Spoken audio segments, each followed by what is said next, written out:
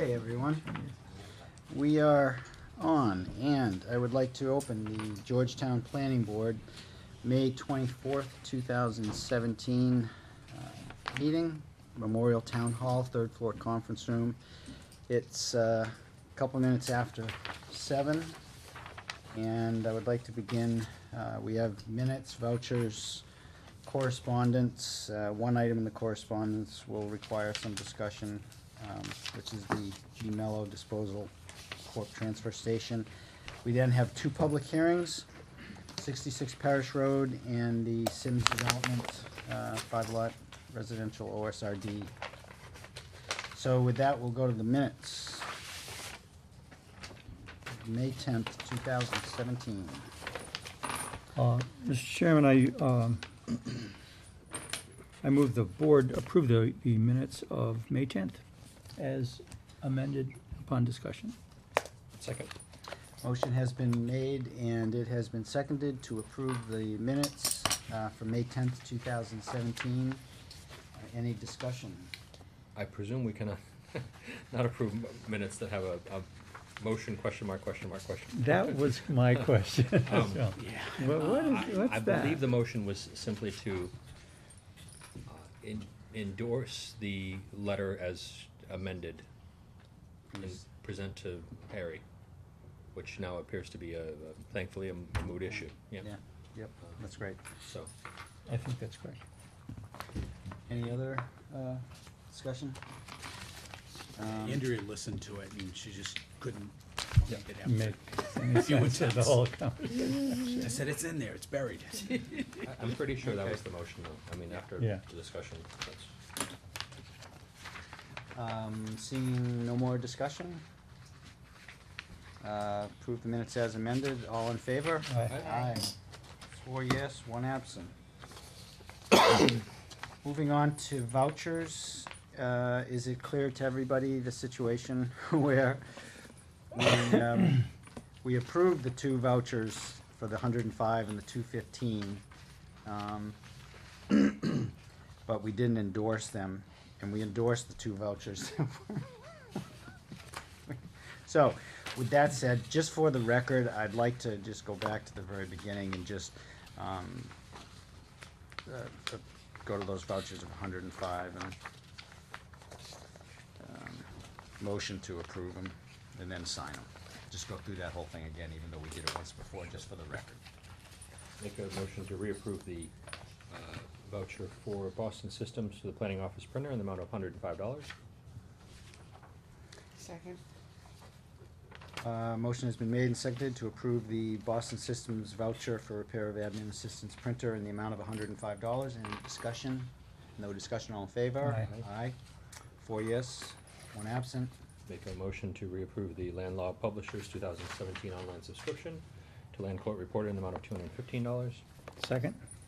Motion has been made and seconded to approve the land law publisher voucher for 2017 Mass Land Court subscription in the amount of $215. Any discussion? No discussion? Those 2 checks have already been signed, not We've- checks, but we signed the Correct. papers. Okay, good. Correct. Seeing no more discussion, all in favor? Aye. Aye. Okay, Motion to pay the voucher to Staples for the planning office supplies in the amount of $189.37. Second? motion has been made. Okay, I'll pass around the other one to get signatures. Motion has been made and it's been seconded to approve the Staples voucher in the amount of, for office supplies in the amount of $189.37. Any discussion? No discussion, all in favor? Aye. Aye. Okay, and then the last one. And then for discussion purposes, make a motion to approve the BSC Group technical review for Palmer Lane in the amount of $6,784. Second?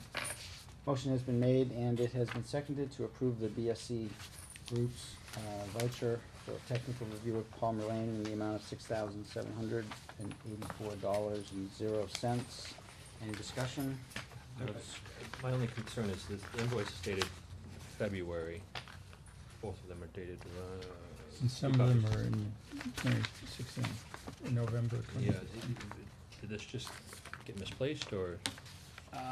No, you know, it's just a real, it was all entangled, and it just never was, the invoices never came in a timely manner. Okay. And this is one account that Andrea's been working on straightening out, and we still have a little bit more work to do, and that'll be presented at the next meeting, but, both the applicant and our consultant engineer have verified, this amount of invoices to receive the board's support. So there's no conflict between the parties, and, The money is I there. didn't audit it, yeah, but it Hey, seems yeah, the money is a there, lot of documentation. yeah. Yeah, there's a, Well, and I'm just confused because I'm looking at a voucher here that looks like we signed for that amount. Was We that did what we sign signed it. last week? Okay, this is Our what, last meeting? yeah, see, we signed this Okay, last all right, week, I got you. but we didn't approve Okay, it. okay, I got it. That was our screw up. Rob, that was my screw up in that one. No That- worries. That's the. These are the ones that we need to sign. Yeah. Yep, yep. That was last week. Okay, so that takes, wait, did we vote? No, all in favor? Aye. Aye. 4 yes, 1 absent. So let's just get these signatures on the two that approved previously. I remember asking Larry to provide more detail when he provided his invoices, because we were getting Yeah. invoices with nothing. Well, we got something here. Yeah. That's actually BSC group, so. Yeah, this- Oh, yeah. That's Background a good sources. example. Yeah.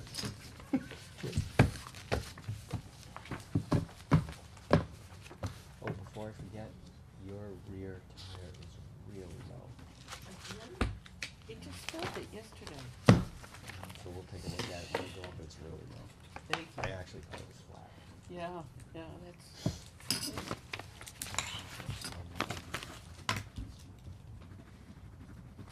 We should check what we're signing this time.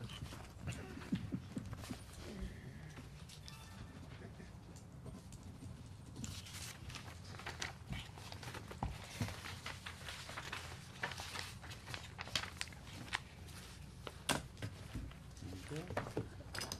2.5 pages long.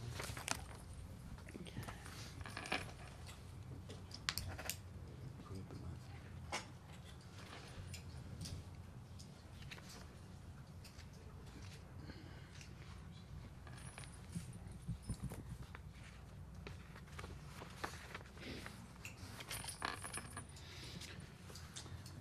Okay, as Tilly is signing that last voucher for correspondence, there were 3 items. The first 2, no action required from the planning board. I don't, if anybody needs to, Thank you. thank you, John. If anybody needs to talk about it. Nope, not me. Yep. And so then we'll go to the third item of correspondence, public notice of environmental review by Mass Environmental Protection Agency, RE to G Mellow Disposal Corp., transfer station, proposed expansion. And, John, do you wanna Well, take a crack at just highlighting that? yeah, last week was kind of a quiet week trying to get ready for the planning board meeting, until I got an email from Tilly flagging me on this ENF. And all of a sudden, it was engulfed in about 2.5 days of really stepping it up. Heads down. And, blame it on me, no, but it was really a sharp eye on Tilly that, put us in a great position to actually have a presentation tonight on this proposed ENF. Not proposed, it's a submitted ENF. And the planning board's role for this document, and it relates to the Mellow proposal to expand their transfer station capacity. And we will be in a position tonight to forward comments to MIPA in regard to the ENF. So we have a presentation, and I think we're the only body locally that is actually having a presentation in front of full board or body. So the applicant is here tonight if the board would like to have the presentation on the project. I'm thinking that it would be a good idea to have them give us a presentation, and just for the public, this isn't a public hearing, it's really just receiving information that's related to the ENF for this project. So if the applicant, Can I just ask a question? So Parish Road is not coming, correct? That's correct, they were asking for a, Correct. continuance. In Bailey Lane? Bailey Lane is here tonight. Okay. 'Cause I Larry is not here. waiting for Larry, Yeah. haven't seen the developer. which is supposed to be here. It's the applicant's developer's engineer. I did tell Larry, Rob, I told him that in all likelihood, we would get to that item at 7:30. Sounds good. Okay. Pass those around. If you'd be so kind as to introduce yourselves for the My name's record. Jason Mello. I'm from G Mello Disposal. My father, Greg Mello. I'm Greg Mello. Evening. So I don't so much have a formal presentation to give you. I'm here to give you an overview and answer any questions that you might have and describe the proposed project. So about a year ago, we were doing some renovations to the building. We went in front of Mass DEP, and they made us aware that when our permit expires, because DEP permits expire every 10 years, when the permit expired, we would be required to put up a new building and have it up to date as to being a modern transfer station that has everything that they require nowadays. So we've been working with DEP for right around a year right now. I've met with them probably 5 times. I've kept them up to speed on everything that we've been thinking, working with the engineers, trying to come up with a proposed plan for them. They're fully, so far, on board as to what our plan is. So we went ahead and started the application process, and the first step to that was filing the ENF with MIPA. So the sketch that I gave you, if you're looking at it to the bottom, there's only one copy. The bottom left, you'll see the existing metal building to remain. That is our existing transfer station. I don't know how familiar everyone is with the transfer station, but it's basically a 3-wall lean-to, and the state is requiring that we put up a full building, fully enclosed, with doors that can be shut at night. No debris can fly around, keep the dust down, full fire protection. Floor drains, water retention for the floor drains, and whatever else they will end up requiring. Performing the same function as the existing building. Correct. Got it. So we looked at putting the new building right where it is right now. Logistically, in order to do that, we would have to shut the whole operation down during construction. And we tried to come up with a place that we could operate temporarily. It was going to be very difficult and much more costly for us to build on that side just because of the contour of the land. So we went back to them and we discussed putting the new building up kind of in the center of the page where it says proposed transfer station building. The building would increase in size and would be roughly 110 feet wide and 75 to 80 feet deep. And the depth comes from being able to put the tractor trailer fully inside to be able to load with doors closed. So in doing so, we then, if you look at the heavy black line on the far right, the heavy black line sits on top of the existing capped landfill. So we're proposing to move the residential drop-off area over to there, and putting things on top of capped landfills is fully acceptable with DEP. It's a minor modification to a post-closed site. It's a post-closure permit. And by putting residential over there, it'll cut down on traffic quite a bit in congestion, because where the new building is going, just to the bottom left of that is our existing scale house. And right now it gets bottlenecked really bad right there anyways, with residents coming in, going to the drop-off area, then you have the people going to the building. It's in there. Yes. So this is gonna help traffic flow 1,000%. It's in our eyes, it's the best scenario that we could come up with for the amount of space that we have down there. So our first step, we did a traffic study, and we are proposing for an increase in tonnage in order to do this. And so we went to the traffic study, had that completed, gave the engineers all different scenarios on what types of tonnage to calculate it at. And realistically, the traffic could handle anywhere upwards of an increase up to 600 ton a day. We're not asking for 600 ton a day. So we looked at what can that facility handle based on traffic, what can we handle, and what is feasible. So we put in the application for an increase to 300 ton per day. And we kind of met in the middle, so. Just for clarification, is that traffic report for the traffic just that's on site or traffic turning on and? That's getting out? actually traffic on 133 turning Turning in and out. And we did it over the span of, I believe, I think they did every other day for about 10 days, but in the ENF, it's all in the back of the report. And if we got that tonnage increase, it would increase traffic by 62 vehicles per day, or 124 trips, calculating the in and out. And that's And- at 300 tons, Correct. which is, your maximum, I think, was 350? We're 50 ton right now, Right now, but. an average of 50 per day over the course of a year. Right, and so you're talking an average of 300, not the maximum that you could. No, Handle. they would probably list it as a maximum per day, not an average. Okay. You know, continue.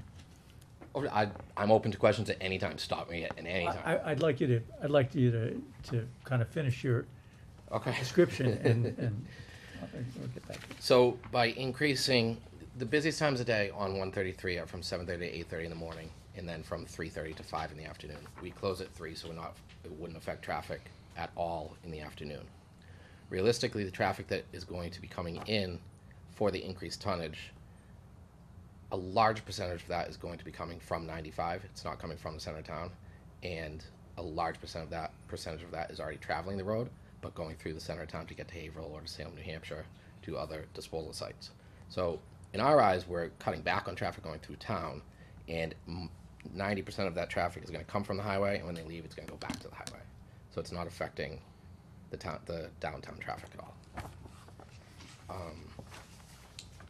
So we have numerous permits that we have to begin to obtain, but the first process is the MEPA, and the comment period is due back next Tuesday, May 30th, and then they will issue their finding, I believe it's the Friday after that, June 9th. June 9th, yes. In a nutshell, that's my proposal. Okay. John, could you share what you want to share at this point about that, and then Yeah. bring it to the board if you have any questions, but it's not to resolve anything. No. or just- Right. Right. Now, just so everybody realizes, this is the actual first step in a proposal to expand the transfer station. At the local level, they're required to receive site plan approval from the planning board, ZBA approval for expansion of a non-conforming use, because it is in a residential zone, Concom regarding the wetland impacts that have to be evaluated and permitted by them, and then Board of Health, and that's a permit to expand the transfer station. And there are several state permits in addition to the local. Correct, so the first step is going to be the ZBA, because we are proposing an additional building on a piece of property. We're technically in the flood zone, and technically it is zoned residential, even though it's a landfill. So that's our first step. Then planning board and Concom. Conservation, it really is this new residential drop-off area that we're looking to put in. And I had spoken with them a little bit about it, and if we can keep that back to at least 75 feet from the wetlands, then it shouldn't be a problem. And the heavy black line is really the maximum space. We're not looking to use that much space, just to be able to put on paper, we maximized it. But realistically, we're gonna look at it as it's gonna be a horseshoe, and it's basically what Mass Highway dictates as the turning radius for that horseshoe. Horseshoe is the diameter of what that's going to be. So cars would be coming in and going in. Correct. Rather than coming in and going out. They're gonna pull in on the far right, loop up and around, and we'll move the residential over. The recycling will be up on the top, and then the trash drop off along the side. There'll be a couple of parking spots if they have to stop and get out. Yep. But it's gonna try and keep everything moving much smoother than it does now. And then planning board approval and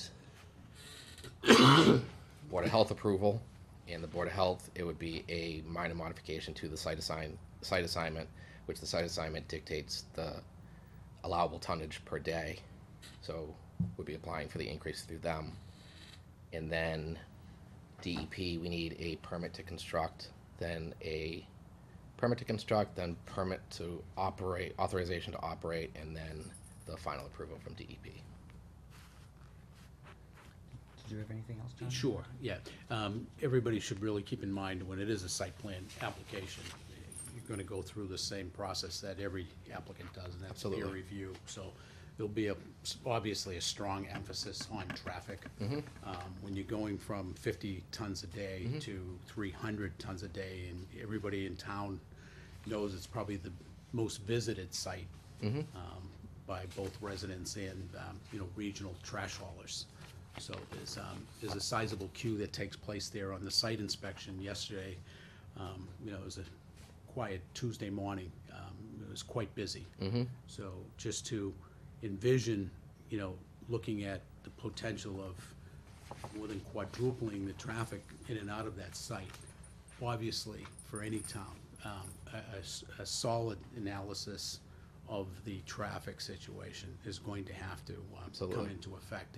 In all likelihood, after a peer review of traffic, you're talking about transition lane, queuing capacity being built in at Route 133 westbound as a true possibility, and even some more transition lane capacity possibly for eastbound 133 leading into the site. That's taking into consideration how much queuing takes place, especially on weekends. We're not looking to increase the tonnage on weekends. So the increase would strictly be Monday through Friday. The weekends, we don't take in too many commercial customers. There's a few small contractors, but it's primarily homeowners coming in on weekends.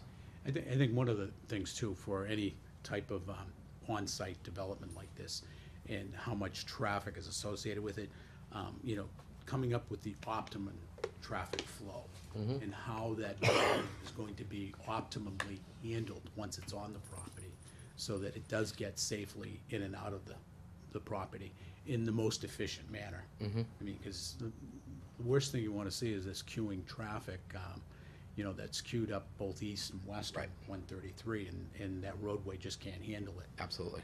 So, if this is ultimately approved by the town, that it's fitted for that. Adjustments are made to that roadway system so that it's properly handled. Now, Harry wasn't able to be here tonight, but he did send me an email, and he just wanted the board to realize that he was at the site inspection, along with Tilly and myself and several other department heads, and his concerns as voiced in an email, or written in an email, traffic concerns, stormwater retention and treatment. He did have some internal traffic flow concerns, but he just wanted to make sure that even though he's not here tonight, that he's considered a participant in a proper review of this facility. Absolutely. So just talking about the queuing, I'm sorry, John, did you have anything else? No, I'm fine. Just talking about the queuing though, every time that I've been at your facility when there's a queuing problem, the issue is not, the issue happens at the scale. Correct. More than anything. It's not so much that everything is backed up inside, it's at the scale. Correct. Is there gonna be something that's gonna be done to perhaps move that process along a little bit faster? We're if looking that's to possible? put in inbound, we have only one scale now, so we're looking to put a second scale, so we have the inbound and outbound, and then you don't have everyone sitting up on the hill waiting to get out, and everyone at the bottom trying to get in. I see. And it will keep things moving much smoother. That to me is the biggest reason that we have the queues out onto 133 is the internal scale piece. Absolutely. So, That's true, but certainly managing the flow within is gonna make it a less harrowing experience. Correct. Right. Saturday morning, Sunday morning. It'll make it much safer. Yeah, absolutely.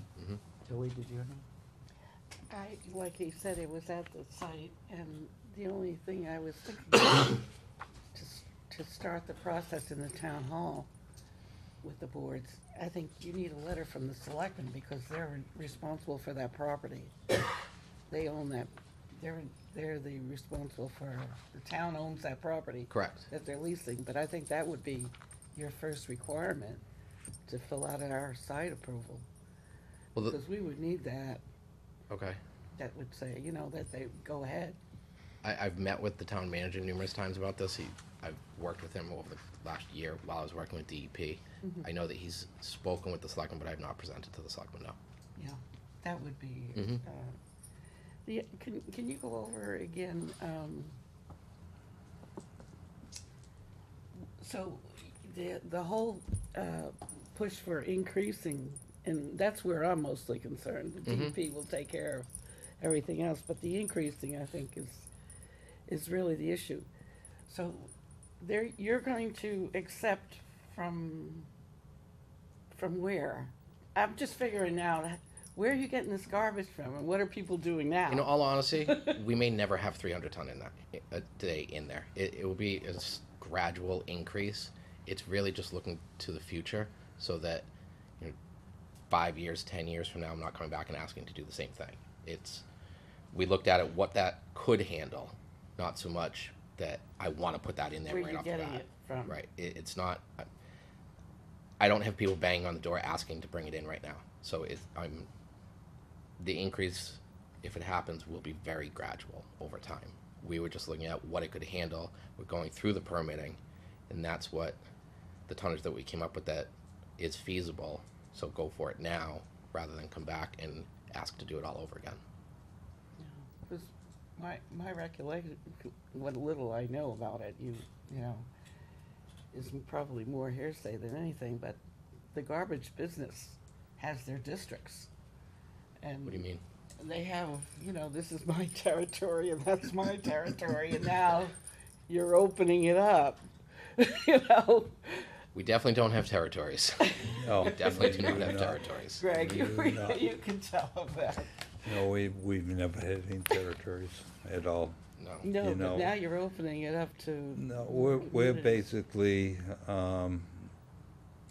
north of 495, I mean, 128, 128. yeah. We're not looking to bring every hauler in there. No. Peabody has a 1,500 ton per day transfer station. That's mainly for trash companies only. We've always handled we cater to the small contractors, which is what we've always done, and the need is there for it. And I'm not saying that there's 300 ton bang on our door to come in there, but we definitely have to turn people away as it is because of our tonnage I think it's capacity. a business call. I think it's a sensible call, because the difference between doing nothing and losing your license to Mhm. hold it, difference in cost in doing nothing and doing 50 tons and the difference between that and doing 300 tons, that's just a question of scale. Your cost is starting this project and just beginning it. So to build in some excess capacity so you can grow, you have the facility to grow, Mhm. is a business decision, makes sense to me. Anything else, Tilly? Just how many 5-wheelers will be coming in? That's what I was concerned with, is Only 5 traffic. wheelers. I could see it cars and small dumps, trucks, but these huge, big ones that haul garbage from door to door. I mean, those are big carriers. Are they gonna come in and dump? It would more so be roll-off trucks, like when we deliver a container to someone's house. That's what it would more be like. It's not going to be the Packer-type trucks that are picking up house-to-house street trash so much, where it's going to be the roll-off containers, which range in size from anywhere from 10 yards to 30 yards. And they average 3 to 5 ton, which that's how we came up with. The increase would be 62 vehicles per day, saying that the average roll-off truck carries right around 5 ton, and that would bring you up to close to the 300. So an average truck would be 5 tons, is that what That, you're saying? give or take, yeah, that's what they. Okay. Any other? That's what the traffic study engineer used for comparison numbers. Yeah, and the other thing is just the wet areas, you know, I guess it was 95 maybe, that we capped that dump, Mhm. you know? We gotta protect that, that was quite a lot of money in those days, Absolutely. that, you know, so that would be my concern, Mhm. that nothing, we don't wanna be throwing more money into that dump. We shouldn't be increasing water runoff by any stretch. That I mean, would be my realistically, concern. the building is now gonna capture a lot more water. Yeah. Any Yeah, other my general underlying general question- concerns, or just? I mean, just a general concern is, you know, it's trash. And how do you know? I mean, it can contain all kinds of nasty stuff. This is just kind of how do you do that? How do We you? inspect every load that comes in.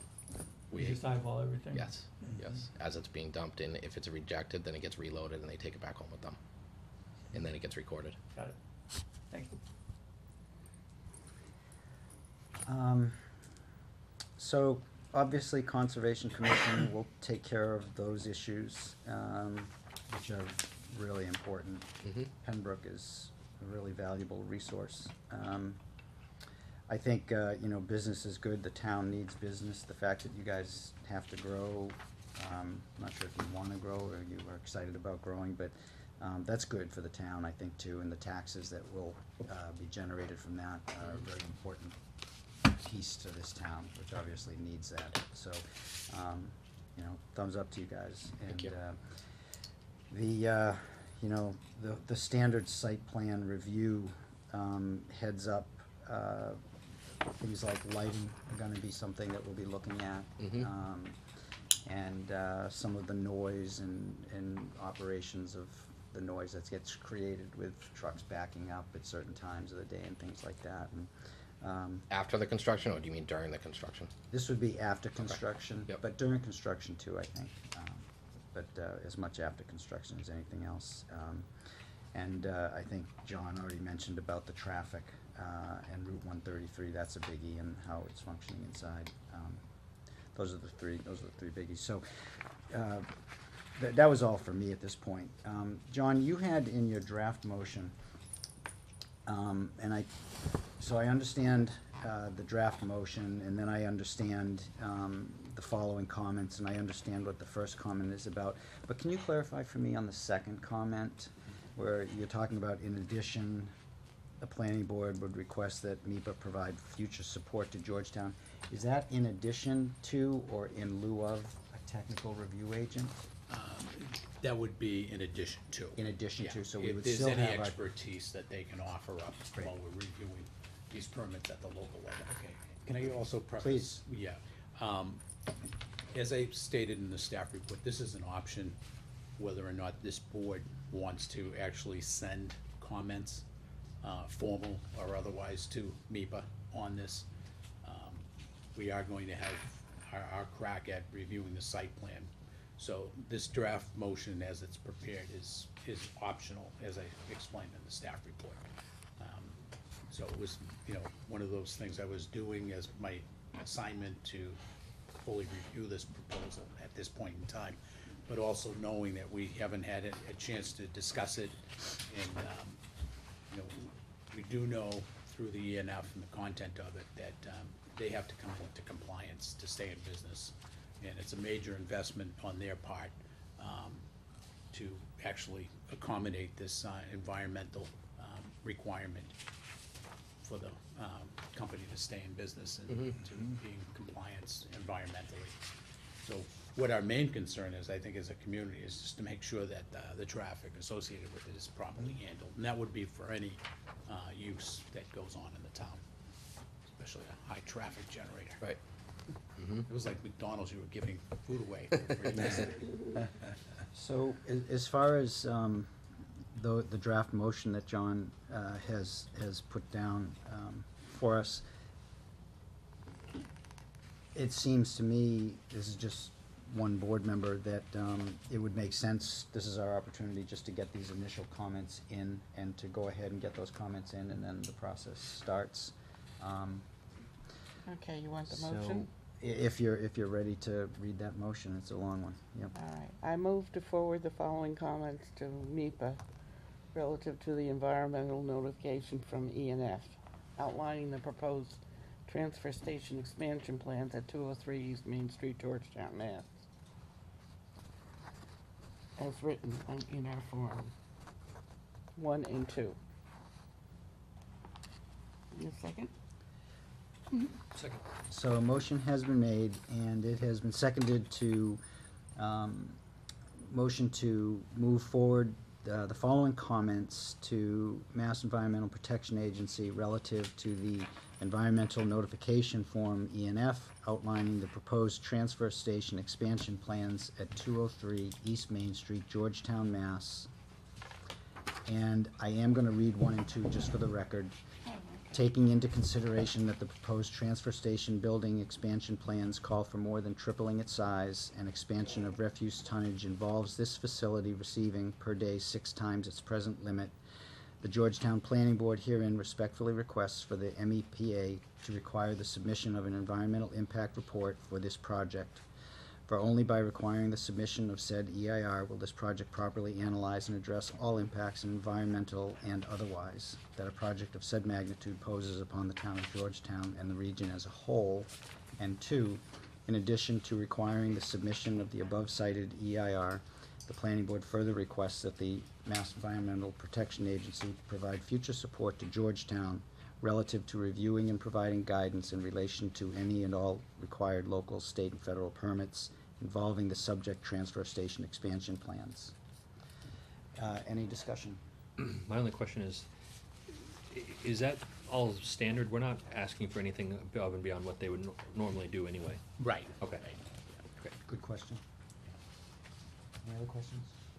Okay, all in favor? Aye. Aye. 4 yes, 0 no. Great, Thank you very much. thank you for your time. Thank you. Thank you. Okay, so, let's see, and then we had one other correspondence item, which was the Georgetown recreational path, which I do not believe required any action. It was really just for informative purposes. Okay. So now we're gonna move to public hearings.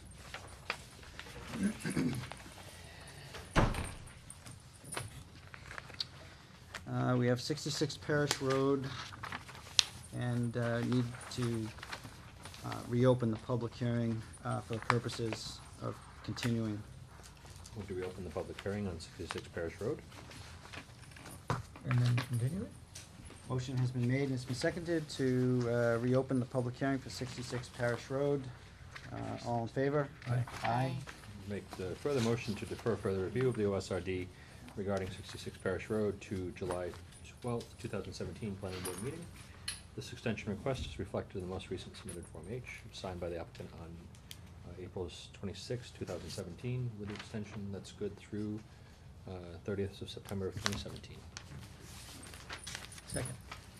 Motion has been made and it's been seconded to defer further review of the OSRD definitive subdivision plan application for 66 Parish Road, map 20, lot 1, date specific to the 12th of July 2017 planning board meeting. This extension request is reflected in the most recently submitted Form H, signed by the applicant on 26th of April 2017, with the extension good through 30 September 2017. Any discussion? The only discussion I have is, and I talked a little bit about this with John, so basically what's happening is the applicant they submitted their plan once, and Conservation Commission, said you need to get this stuff out of the wetlands and, or those jurisdictional areas. And so they have come back with really a new plan. It's now, not the single family, but this is a condominium style. That's not the parish, this is Bailey. And we're talking continuing parish. parish. We're Oh, talking you're, parish. well, I see the issues. Just We were getting- we were a little presumptuous, I apologize. We were anxious. Eager beaver. What do you have to say on 66 Parish? Anything? Sorry about that. No, condo, it's 66 Parish. You might be- Sorry. So, thank you for that clarification, Tilly. Sorry. No. So, what my question was is that what we're doing, and I'm okay either way, I have a preference, but I just wanted to make sure the board was aware of it. So they've submitted one plan, and now they're submitting a very different plan for the same project. And to continue the hearing based on the first plan is one way to do it.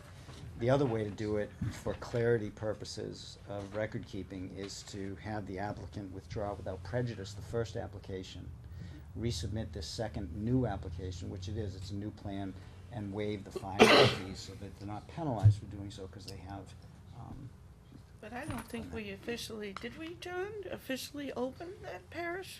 We did open the public hearing, Oh, well, we did the legal ads and all that. Oh, yeah. so, this would, okay, this thank would. you. And it was advertised technically Yeah. for 11 lots, Yeah, single family subdivision OSRD. okay, Now it's a condominium right. on a I private think you drive. have actually a very good point. It's, Now that you raise that, Yeah. should we amend the motion to say that we're willing to continue it, but that we'd like to also send correspondence to them saying that our preference would be for them to withdraw without prejudice, and that that we would be. They're not here tonight, correct? No. I guess, I guess what would be cleaner, I think, would be to just, drop this the motion that you made, let that one die, To close it. close it, and then just have a new motion, which is recommending they withdraw without prejudice and waive the filing fee and resubmit. 'Cause- I just, That's right, it because we'll just- have like 14 days after So. closing, right? What if, You I know. mean, what if they don't wanna do it that way, I guess is the, it's that's fine. They don't do it. but we've then essentially closed, right? Surprised well, I Nick think did I this. think it's our call, though. I don't think it's their No. choice whether, John? It's a bureaucratic. It's our choice. If we want them to withdraw without prejudice, they can't then say, no, we're not going to do that, we're gonna. No, and it only make perfect sense to do it this way because it, just not to be harsh about it, but it would be considered falsely advertised to continue on with the original plan, which describes the development Different in design. different It's a terms. completely different Yeah. project. Yeah, Mm. so, and they were pretty much forced into doing it, you know, so through review of another body politic. And Sure. so they have no alternative other than to come in with this new plan and see if this one will pass muster with the planning board. I wouldn't want them to And I think incur waiving- additional costs. I agree. I think they paid their fee once and. It just seems heavy-handed to me to do it without telling them that that's what we're doing. Could we just continue it to the next meeting and tell them that that's what we plan to do at the next meeting? I'm not sure. Because they have to advertise and everything, right?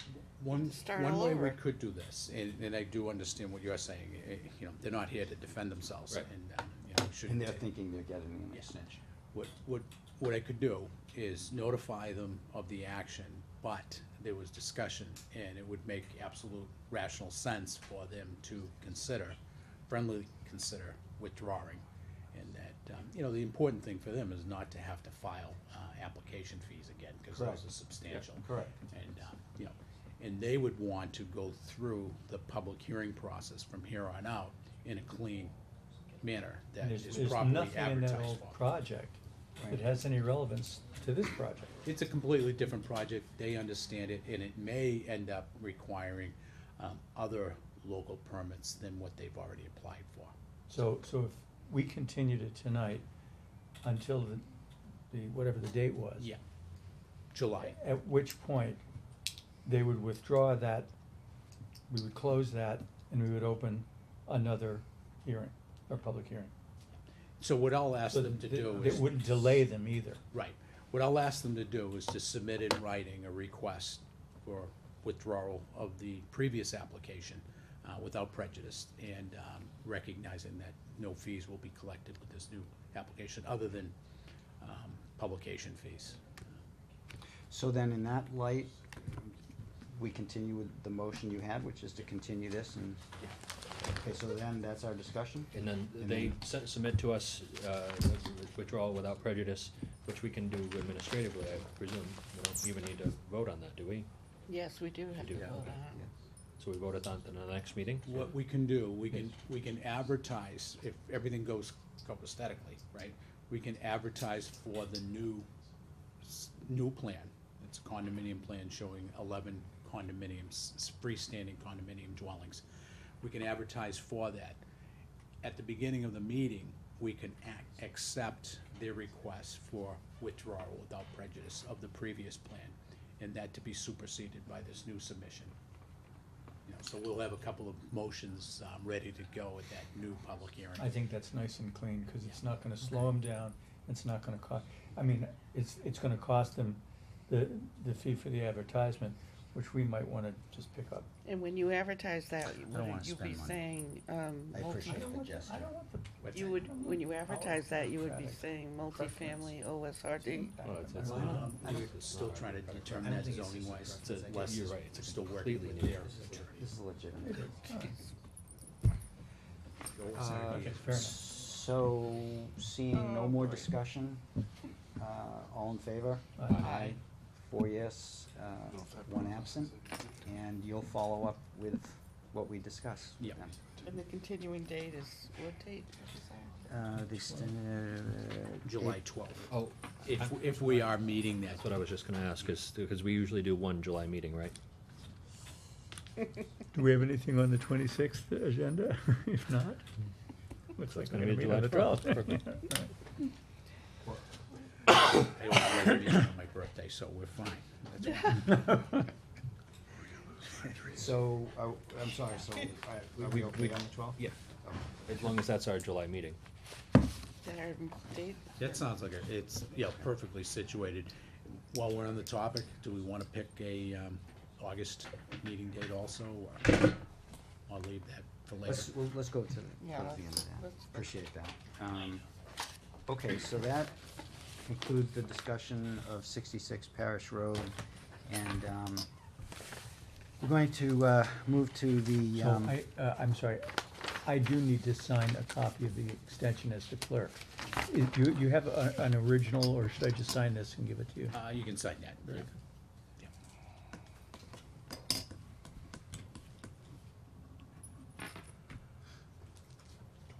24th. Hi, Larry. Good evening.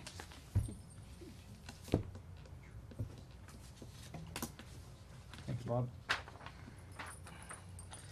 So we'll ask, let's see, we're gonna go to the Sims Development, we're gonna ask the applicant to have a seat. Oh. We definitely thought that was gonna go quicker. But I think you have to compliment Larry, his timing is impeccable. That is true, Yeah. that is true. So with that. Better than ours. With that I blame it on entry, I'm looking to get a motion to reopen the hearing. Mr. Chairman, I move we reopen the hearing of Sims Development Permitting LLC special permit application, 5-lot open space residential development subdivision on Bailey Lane. Okay, motion has been made and it's been seconded to reopen the public hearing for the continued meeting on Sims Development Permitting LLC special permit application for a 5-lot open space residential development OSRD definitive subdivision. Any discussion? No discussion, all in favor? Aye. 4 yes, 1 missing, 1 absent. So we're gonna first go to John for sort of an overview, and then we'll go to the applicant. And then we're gonna go to Larry Graham, our technical review agent, and then we'll go to the public, and then we'll bring it back to the board for comments. So, John. Okay. In addition to Larry's peer review that was handed out this evening for this project, we also received the fire chief's updated recommendation. That is in consideration of Bartlett Court and how he would like to see Bailey Lane constructed. So that was emailed to board members earlier this week, and Larry's peer review was emailed today to board members. I don't know if anybody had a chance to really read through that. That's the same one that he wrote before. Did you get the copy? Yeah? Well, just to make sure that we're all on the same page, I did talk to Rich a little bit at the beginning of the meeting. This obviously is a continuation from the April 26th meeting. We do now have the peer review. We have planned modifications of Bartlett, as opposed to what was proposed last meeting with the planning board. It's a much more palatable roadway construction requirement for you for Bartlett, as opposed to what you were surprised with at the last meeting. Am I describing that properly? No, I think it's, Fire chief has said make it smaller. no, the Bartlett he has, but Bailey, he wants 20. Yeah, that's enough, that's correct. Yes. We were trying to save those trees, if you recall, but he had pretty sound reasoning for wanting to go to 20.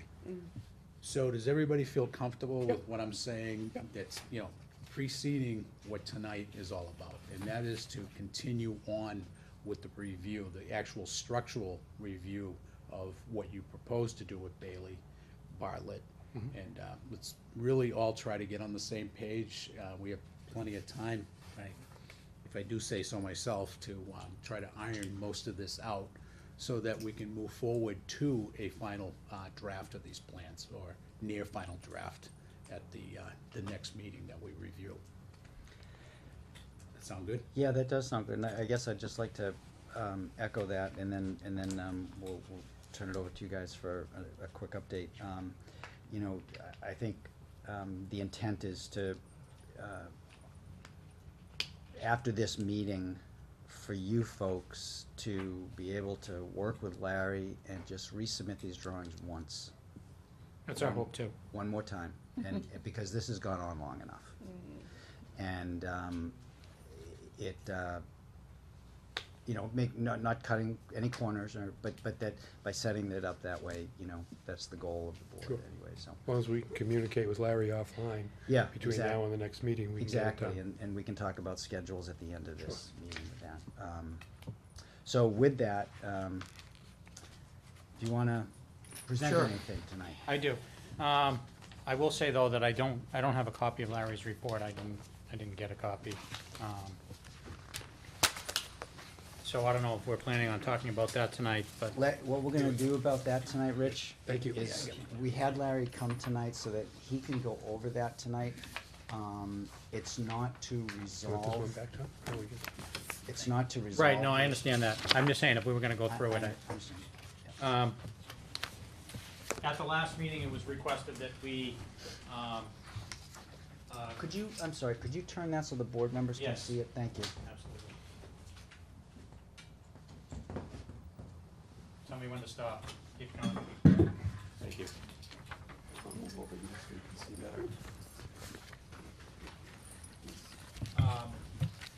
We went out and located the substantial trees that are within the layout of Bailey Lane. Anything 6 inches or greater, we located.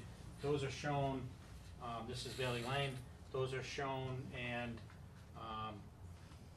have been colored in green on this plan. The existing Bailey Lane is shown in tan on this plan, the existing traveled way, pavement. And our proposed construction, which is 20 feet wide, is in gray, dark gray on this side. So there is no change on the far side of Bailey Lane, but the widening is occurring on the development side of Bailey Lane to 20 feet. I've marked the trees that I don't think can be saved. There are 1, 2, 3, 4, 5. These 2 trees I've marked, but they're outside of Bailey Lane there. They're on the property of the applicant. Kind of substantially off the existing travel way, but those trees will need to come down as well. I do think we can save these trees. Anything on the other side will stay, and there are 4, 6, 7, 8, about a dozen or more trees that would be staying. I think that's great. I think it's really helpful. And I think, you know, when you get to the end on the drawings, just to show some sort of fence protection for them during construction. Yep. Things like that. We can do that, and this, we'll make this plan part of the set. Great. We took this and met with the fire department, which is what precipitated the letter from the fire department. And they reiterated that they would like 20 feet in Bailey Lane, 20 feet of pavement, so that it meets, number one, meets the fire code, and number two, so that they could have proper access to be able to set up a ladder truck, and 20 feet is what their standard is.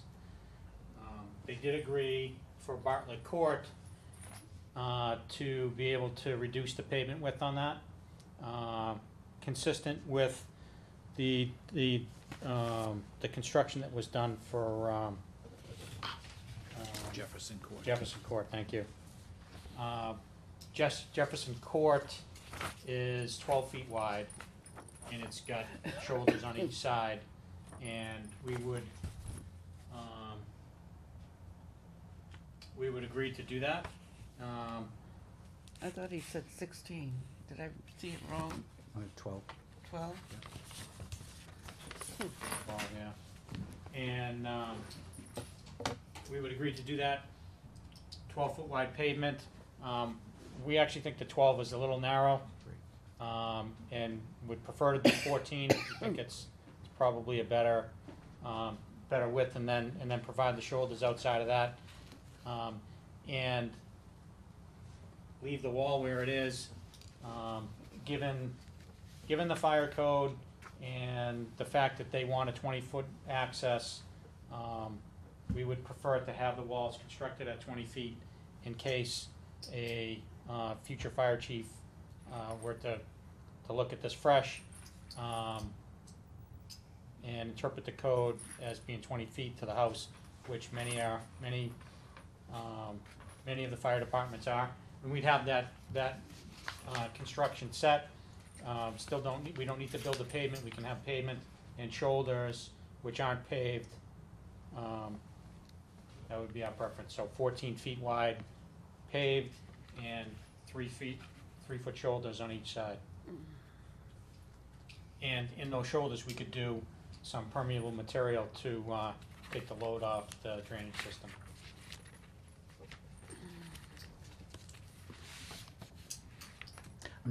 We're not agreeing or not right now. No, I know, I just paused in case there were questions on that.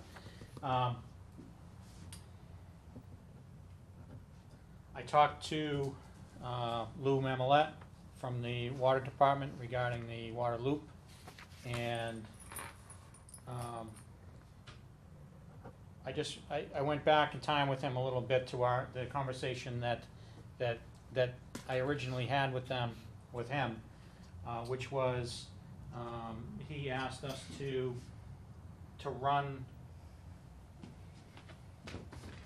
the water main by our entire frontage, which was an increase from what we were planning to do originally, and bear with me while I get this up.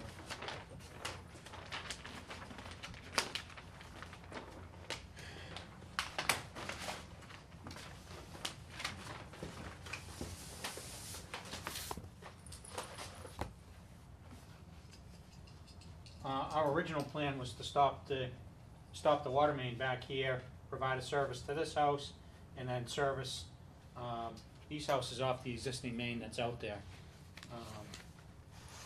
In my conversation with him, he asked if we could run the water main to our property limit, which we agreed to do, and that would give them a head start should they want to loop the water main. And after that conversation, I'm not sure what happened.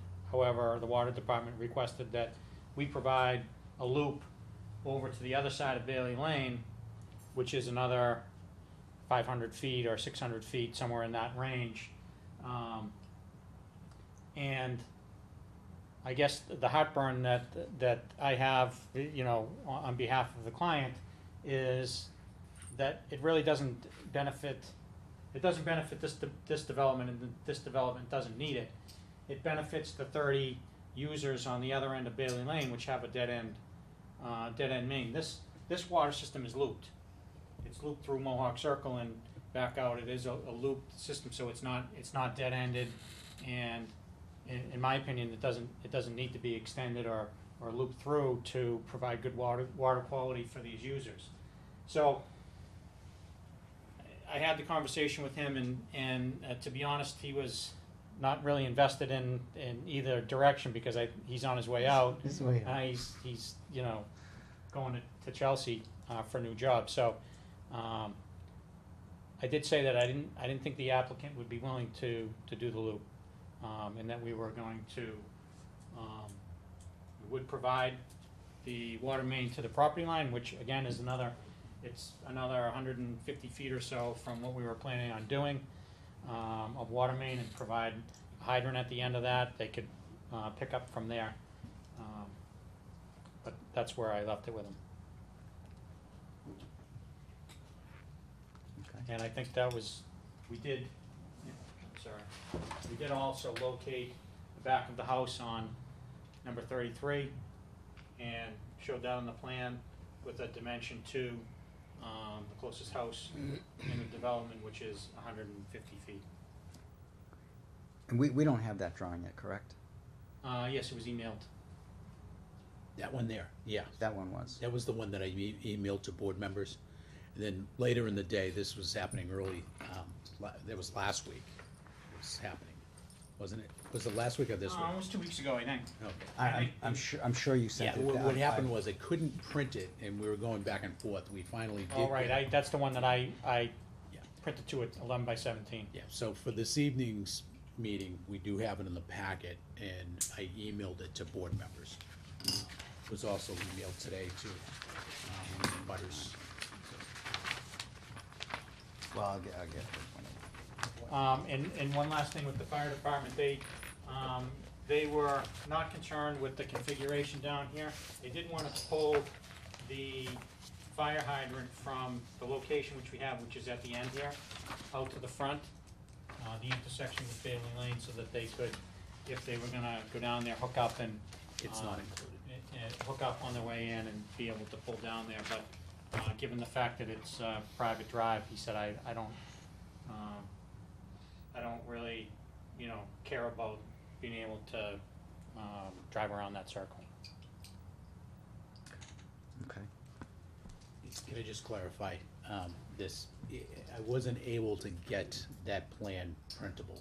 It kept I on thought coming. there was something in the email, cause Yeah. right. The attachment of this plan was in the email notice, but I couldn't get it to print out on our system for some reason. Okay. I tried every little way to do it. The one that I sent, were you able to print it? No, it just, for some reason, it wouldn't print, and we didn't have the IT guy around this week to. Okay, I can make you copies and get them dropped off. Anything else right now from you No. guys? Okay, so what we'll do is, we'll go to Larry Graham right now, and Larry, I'm not, sure how you want to, I mean, it'd be a good idea to go over the report, and I'll turn it over to you. Okay, well, I think there's some of the things in here that I can skip, so I'll just try to hit the, If you Well, skip appreciate one, could we do this? Could we just go through each ones, and if you say we're gonna skip Yep. that one for this reason, then I can just cross it off and we won't miss anything? Okay. we looked at this, property in June of 2015, and, it's actually the last time I was out there too. I haven't been out since, this plan has been submitted, and I've submitted this report. And, now, that was a 3-sheet set by another engineer, Mineta. This is a 9-sheet set, as you said, a definitive OSRD Bailey Village is the title. There were several things in that June 2015 report that I reiterated, and primarily the two primary ones dealt with the status of Bailey Lane. And at that time, on the previous plans, it was not indicated that it was a public way. It is now on the Williamson Sparage's plans indicated as a public way, variable width. And I think that, either Williamson Sparage's needs to tell the board that it is and how that it is, and provide verification from the clerk or highway surveyor, and where that layout ends, and the additional past Mohawk Circle, that dedication of the additional 16.5 feet or so. Is that intended to make it a wide road further? Is that going to be, deeded to the town? So I think that question So needs that's, to be that's the answered. first Yeah, and I bullet. can pretty quickly answer that. We did provide a response to the board of your original comments, and in that response, this was back for the conceptual, we provided a response that included a detailed title review of Bailey Lane. It's a legal Um, opinion. And I'm not sure why you didn't get it, but we can send you a copy of that correspondence. Can you summarize it, Rich? Is it a layout up to Mohawk, or is it? Sketch, wasn't it just a sketch? It wasn't a surveyed No, plan? it was a complete legal opinion. Oh, Yeah, so- it's like a I saw it. 25-page report. So here, tell me if you all think this is right. If we go through each of these and start going back and forth, and we're gonna resolve it and talk about it, we're never gonna finish this. And what I'm thinking, tell me if this is, everybody's on the same page, what I'm thinking is that, so as an example, Larry has just put this on the table, you know what the answer is, and it's like, we got it, we'll deal with it, and we move on. That's fine. We'll resubmit the legal report. Okay, got it. That's what you're looking for, Mr. Chairman. Okay. Then we go to page 2 under general. Item 1, I think we can skip. It's just a comment that I believe that their open space setback dimensions and open space requirement calculations have been met. Item 2, there's a notation on several sheets of the plans with respect to property and street monumentation to be set by the owner. It's the first time I've seen anything like that. I don't want it to be construed that the owner of the lots or the owners of the lots are going to be setting the monumentation. That's up to the developer and the engineer to set the monumentation and to provide the certification that's been properly set on an as-built plan. Agreed? Yeah. We can change it to developer. Applicant. Number 3, who is going to own and maintain Bartlett Court, shown as Lot B? I think that might have already been answered tonight. It's going to be a private way now. Has that Correct. been Correct. settled? Similarly, Lot C, which is the extension of Bailey Lane in the, what's somewhat, it looks like somewhat the private portion of Bailey Lane. That's how Lot 5 gets its frontage. So what does parcel C do? Is the town going to accept parcel C, and the other half of Bailey Lane has Bailey Lane That's our hope. extension? That's our hope. Okay. I think that's something that the board needs to be aware of, that you're gonna accept parcel C, and parcel C along with the Well- other part. So, okay, on that example, what I'm thinking is gonna happen, Larry, is this item, when you guys get together after this meeting, this is gonna come back and it's gonna say, you either agree with the way this is, or you recommend to the board we do this.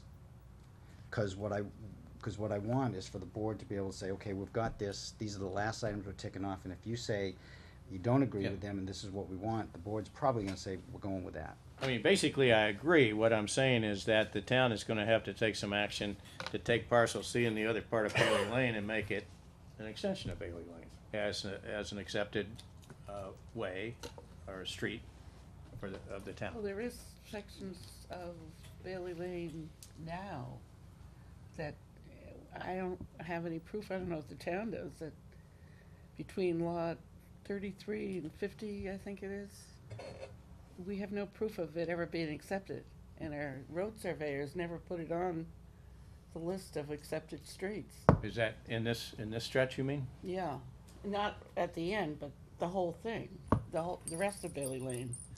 Well, Like from- that's part, I think, of what they said they're going to submit, that they have some documentation on. I think we can answer these questions without too much trouble. Great, Up to that. great. Lots of luck.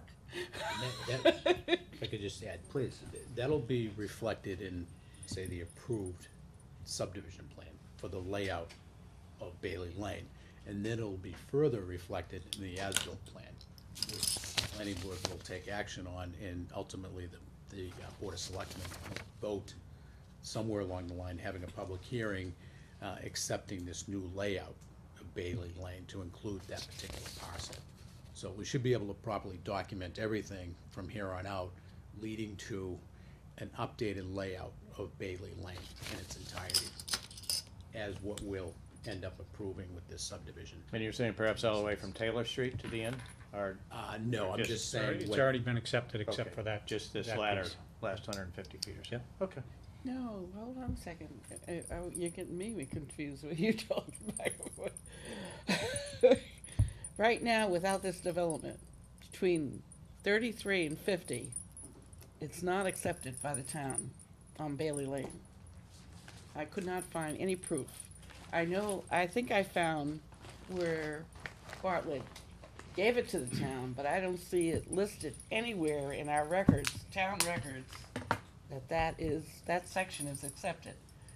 So if you could include, We already included it in the, we'll provide another copy, but we provided a report with documentation as to how that was accepted and where it was accepted in the, well, that would be in the great. back. I'm sure Peter would like it too, because we, obviously, every report we've had, it's never been there, but Well, let's see what they extenuated. provide and see if Yeah, the board accepts that. but the tip, yeah, that would have to be added on. The 3 houses that are, or 2 is it now? John? Yeah, Rich, if I give you a pointer, can you point out on this plan? So you have your own? Just point out on this plan the length of Bailey Lane that we're going to be. I'm gonna pull out the report, okay? All I right. think we're getting back to what the chairman didn't want to do. Yeah. It's all contained in the report. Oh, boy. I'd rather respond to it and give you the exact documentation in my response so that everyone can see it and I can give you the right information. Whatever makes you comfortable. Yeah. Well, You- it's not, I mean, it's not that, Not now. Not now. Let Larry and, okay, we're back You to don't the same usually thing. get that, huh? We keep coming back to first. So I think, again, I just wanna make sure we're all on the same page Yeah. with approaching it this way. We're gonna be here for 3 hours if we. We know what you need. We'll take care of it. It's in the report, Good. okay?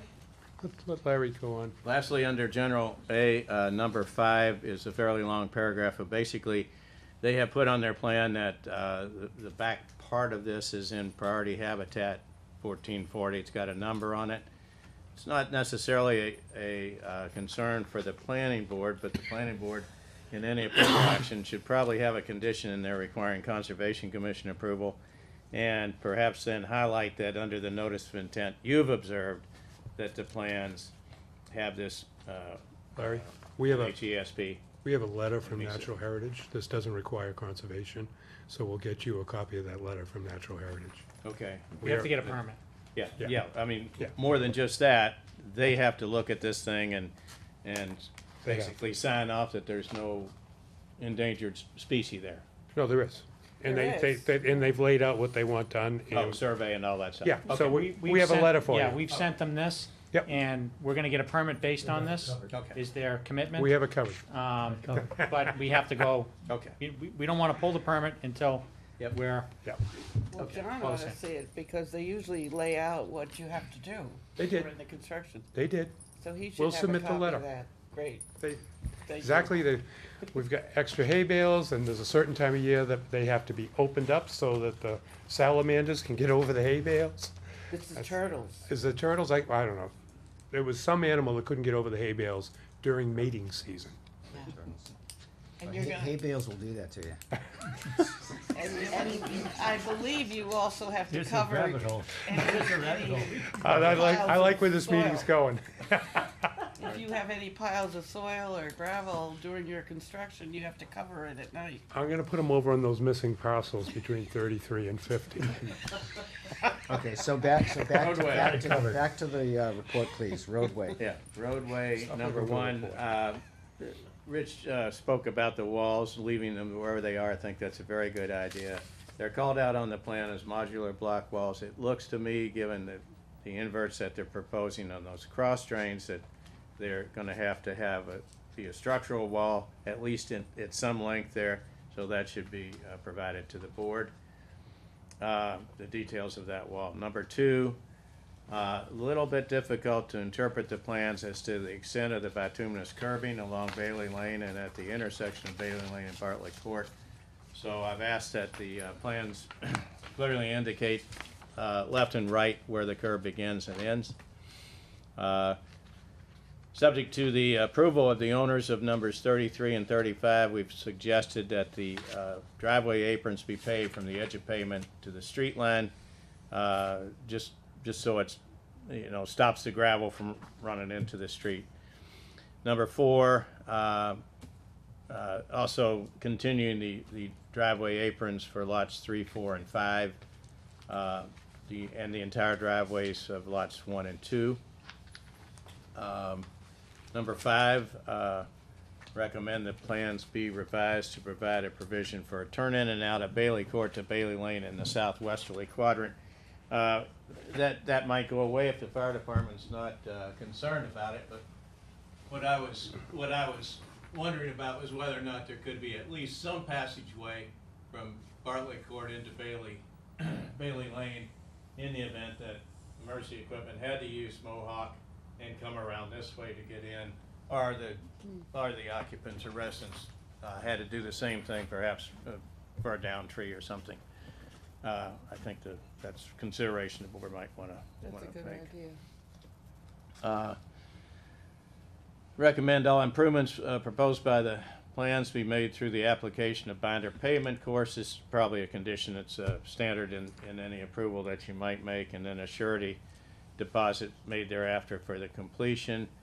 Has the fire department reviewed the plans? The answer to that is yes. I think their report stands here and probably answers some of these questions. What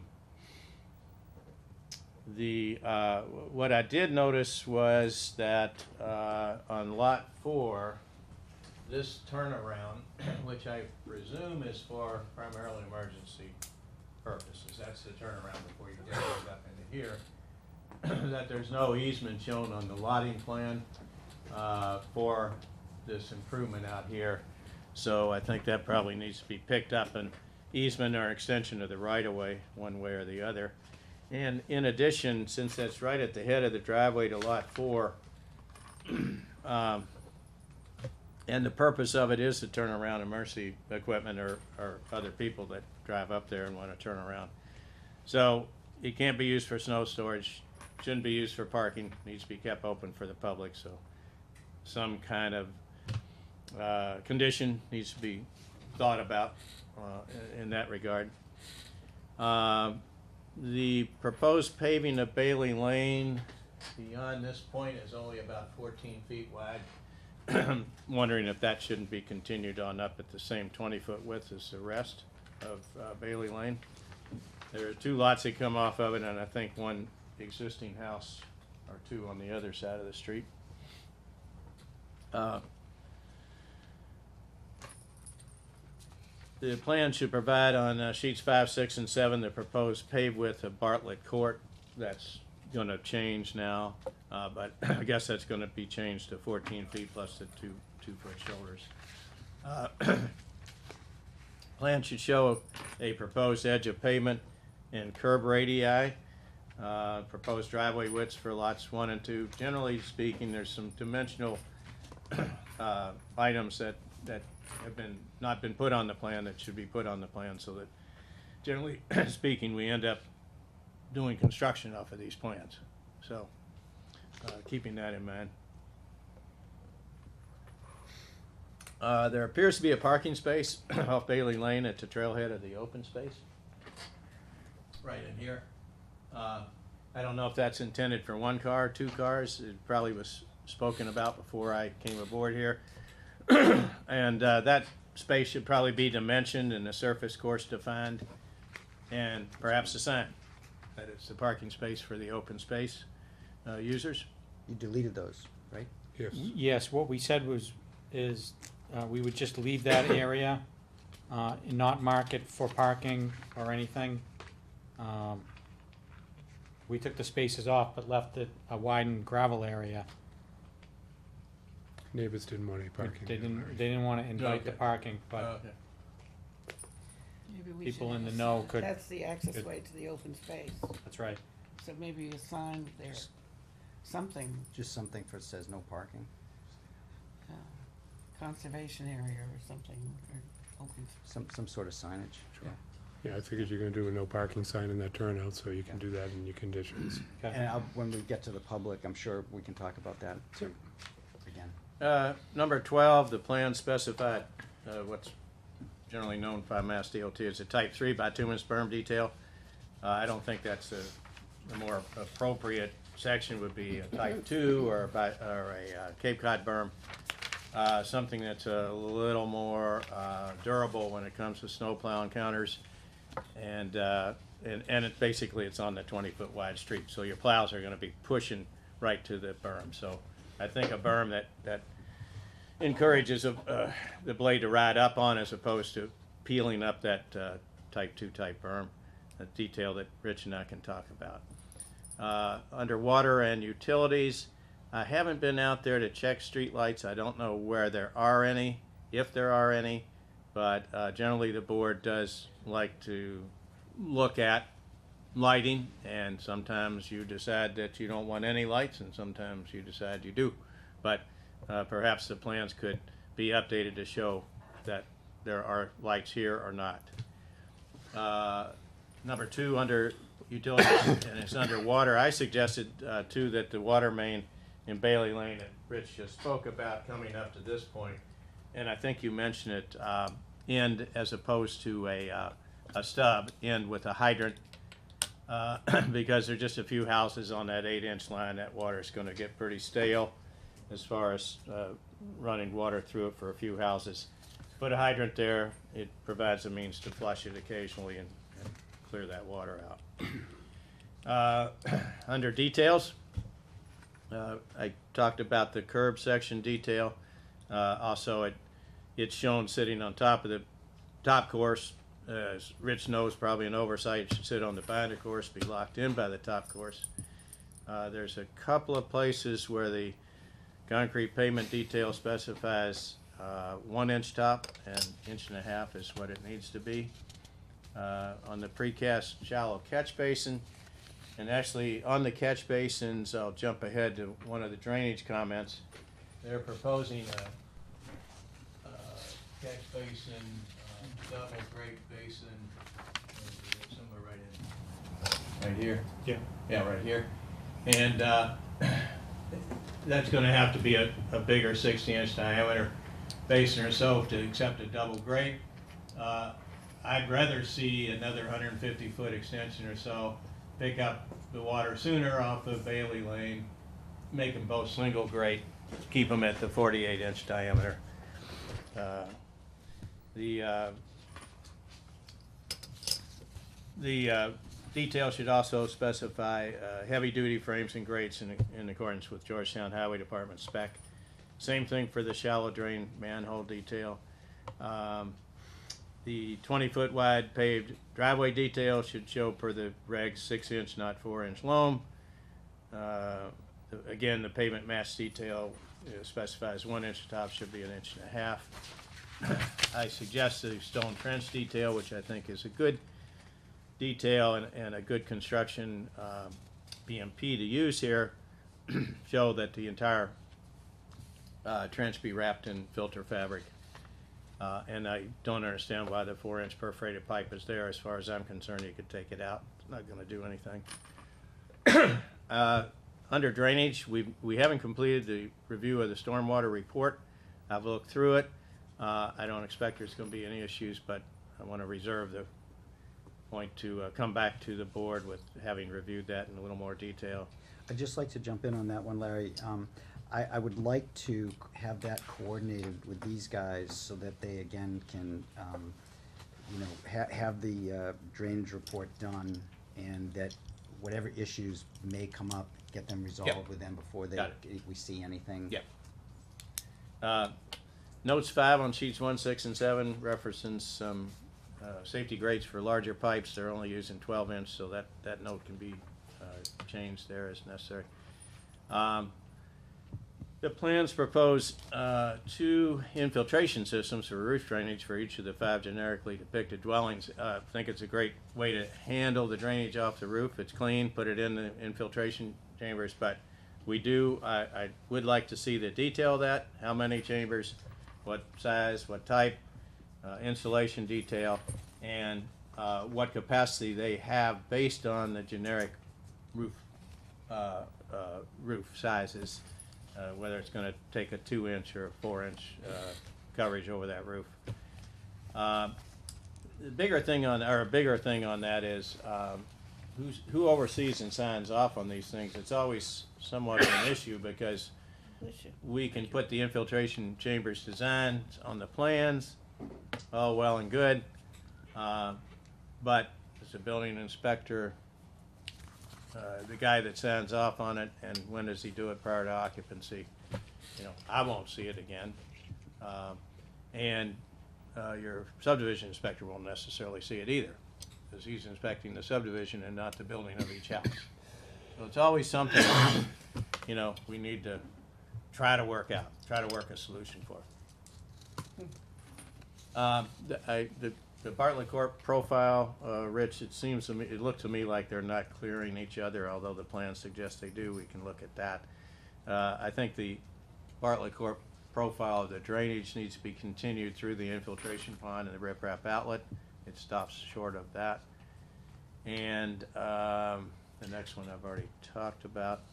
I apologize for jumping in on, so on number 3, just backing up on the infiltration Yeah. systems. So provide a note that's on the drawing that gives the town some sort of teeth, just to ensure that this stuff is gonna happen and that it works and it's observable. Somehow come up with a note that. If I You put can on work that there, out with Larry. okay, I'm gonna tie it to the occupancy permit. You work it out with him, but just, It's gonna have to be inspected, I think, by the building inspector. yeah, And so, that's where it's gonna happen. and have that just written on the, Yeah, okay. As And then, long as it's a building inspector, yeah. and then, lastly, I discussed the 13 requested waivers, and there's quite a few because of the nature of this subdivision. I don't know how you want to take them one by one. Sometimes you want to do that, Rob. let me see if the board feels about this. The ones where I see you recommend the board considering granting, I'm saying the board's probably gonna agree with. Yep. Was the board comfortable with that? Yeah. Okay, so if the board's comfortable with that, then let's just talk about the ones that you aren't saying that. Okay. So number 2. Yeah, number 2, I say we take no exception to the use of the bituminous berm, the appropriate section, in lieu of granite curb. I don't think this is the area where you want granite curb, so the bituminous berm is fine if we get the right section on the plan. That's really all I say about that. Are Would- we supposed, excuse me, go ahead. Would we want to have granite curb or sloped granite curb at least at the radiuses, at any of the corners?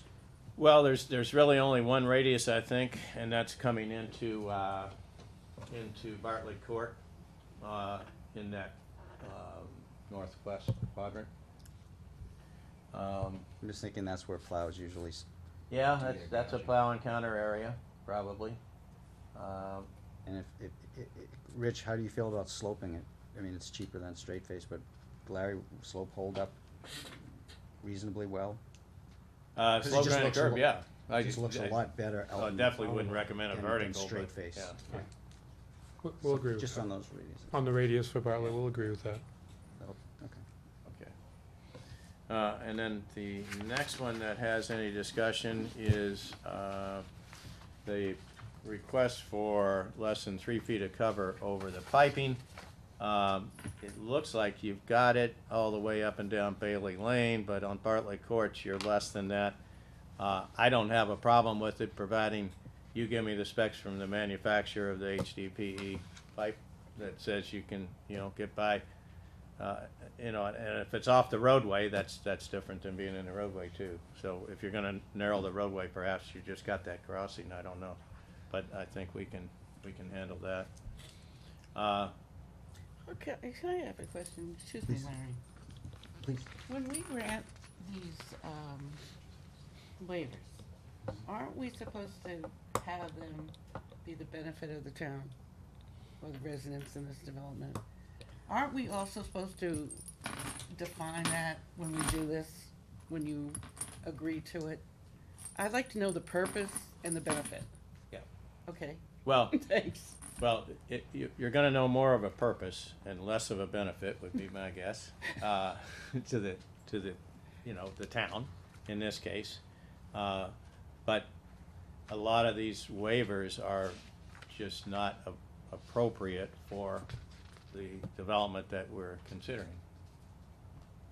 I think when you do grant them, as you've done before, you want to go down through them one by one. I've only put the reference in here to the section in the regulations. I have not defined what it is. Yeah. A lot of these come directly out of the table for dimensional requirements at courts, like radiuses and cul-de-sac lengths and cul-de-sac diameters and paving diameters in the cul-de-sac. Those are the kind of things. So, like, for instance, the cul-de-sac right-of-way diameter and pavement diameter does not pertain to this because you're gonna do a forked double Right. drive at the end. So Right. that's what So you're that- gonna, Yeah. Would it be fair to say that the vast majority of these waivers, just trying to answer Tilly's question, unless, or otherwise we need to go through each one separately, but just the vast majority of them are, the purpose and the benefit to the town is that it's more aesthetic, more sympathetic with the existing neighborhood, with the character of the area, with the intensity of the development or lack of intensity of the development, in that it's that design gesture. you could probably Versus a generally cul-de-sac. categorize it that way. Yeah. Yeah. But I think when you do go through these at the end of this process, Rich would probably identify, which 365-37C is, so that, you say, we agree that we're waiving that, rather than just, because a lot of them have the same reference, 365-37C. Tilly, in your question, do you wanna go through each one individually right now, or?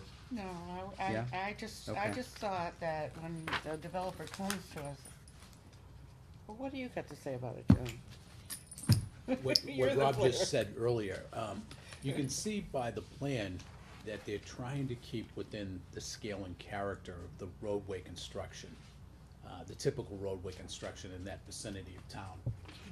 I've walked up and down that area a couple of times since I've been here, and the proposal respects the environment that's out there, the topography of the layout. It will end up making it a lot better than exists right now. You'll actually recognize it as a defined roadway, as opposed to the first time I went up there, it's like, what's that? You couldn't figure out whether it was a driveway with a lot of potholes, and my car made it through. I wish I had a Jeep, but, so this is going to improve the roadway system for people that live in that area already, and it will better serve the proposed houses. So, yeah, they're waivers, but they're reasonable waivers, and I think Larry recognizes that in, your list of recommending that these waivers be granted. I think, a reasonable, experienced recommendation would recommend the same thing, no matter who it was. And Larry's been around long enough to know what's right and what's wrong, and he's listed his approval or favorable recommendation for all these waivers. because it just makes sense. And we're not voting on these tonight too, so if you have, specific questions, you can flag it Okay. again, for sure. Number 7 is the next one. I don't think that waiver is actually needed. That's the curb radius. I guess it is needed on the high side if you don't change that, based on my suggestion. But you certainly don't need it on the lower side or the northerly side. And that's it. Well, I said that 365-36C and 365-36G are additional waivers that I think are needed. Those are waivers that speak to the design of intersections and primarily the grades coming into and out of the intersections. In this particular case, they're working with an existing road being Bailey Lane. Bartlett Court is going to essentially be a private driveway for 2 houses, but it doesn't, it does comply, but Bailey Lane doesn't comply with the vertical alignment. So, just to cover it all. Larry, to your, to Tilly's question about the waivers, when you issue your final letter and your final report, can you, under the waivers, identify what each one is in Yep. addition to the number? Sure. And then also identify why it should be granted? Okay. And it may be, once you identify that one sentence, you're just gonna paste it on all of them, I'm not sure, but that would be really helpful to the board. Yeah. Okay. John can help me with that. So, Directly on Yeah, the no, I application. I So that- might be able to help in my Yeah, response. they're all listed that way in the application. Yeah. okay, so, let's see, so that, takes care of that. So we're gonna go to the public, and if you guys, ladies, could just introduce yourself for the record, if you have any questions, please. How you doing? Good evening. Good evening. Jim Gagney, 50 Bailey Lane. Last house on the left. Wasn't that a movie? We're way down here, not even in the print. Well, I can get you. Not on that, Wait, not wait. on On that. that one. We haven't ignored you. We didn't forget you, Jim. No, that's okay. This is the gentleman I told you at the last meeting that wanted the pavement narrower at the end, and Larry referenced that also. I'm glad you came in. Yeah. Yes, Great. I really didn't want a lot of things, so. So the house has been there for 50 years, 50 Bailey Lane, over 50 years. The driveway going down, or the road, I was considered as a private way to own 50 Bailey Lane. I have a couple letters here from the town highway department back in 2004 saying that to the previous owners and also to myself, that it was a private way. Can you just show on the plan where that begins, that you're talking about the private way? Right here. Okay, from It that goes section to on. 50 Bailey Lane. Okay, From this section here, In the intersection of Mall. right here, there's only one house addressed to this, and that's Okay. mine. okay, and, okay, So I was always under the assumption this was a private way.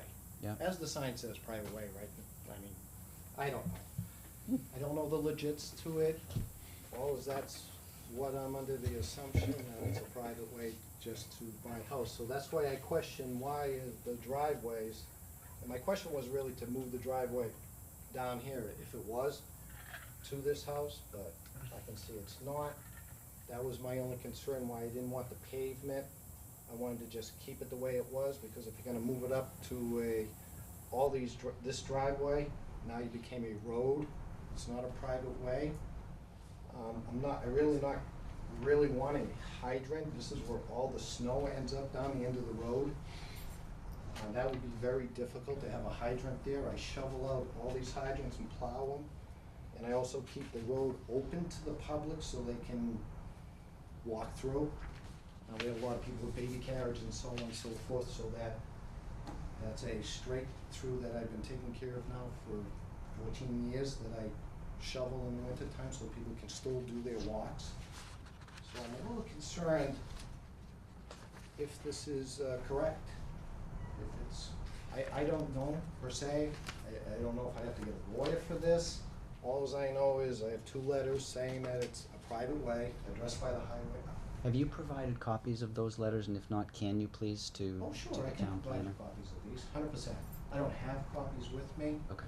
I can pass them around if you want to look at them real quick. I'm okay, just as long as we've got these. That's to my take a only look at. concern, other than that.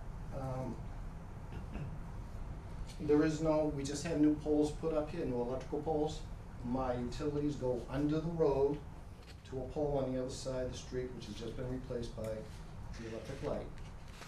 So I have underground utilities in that road on a brand new pole.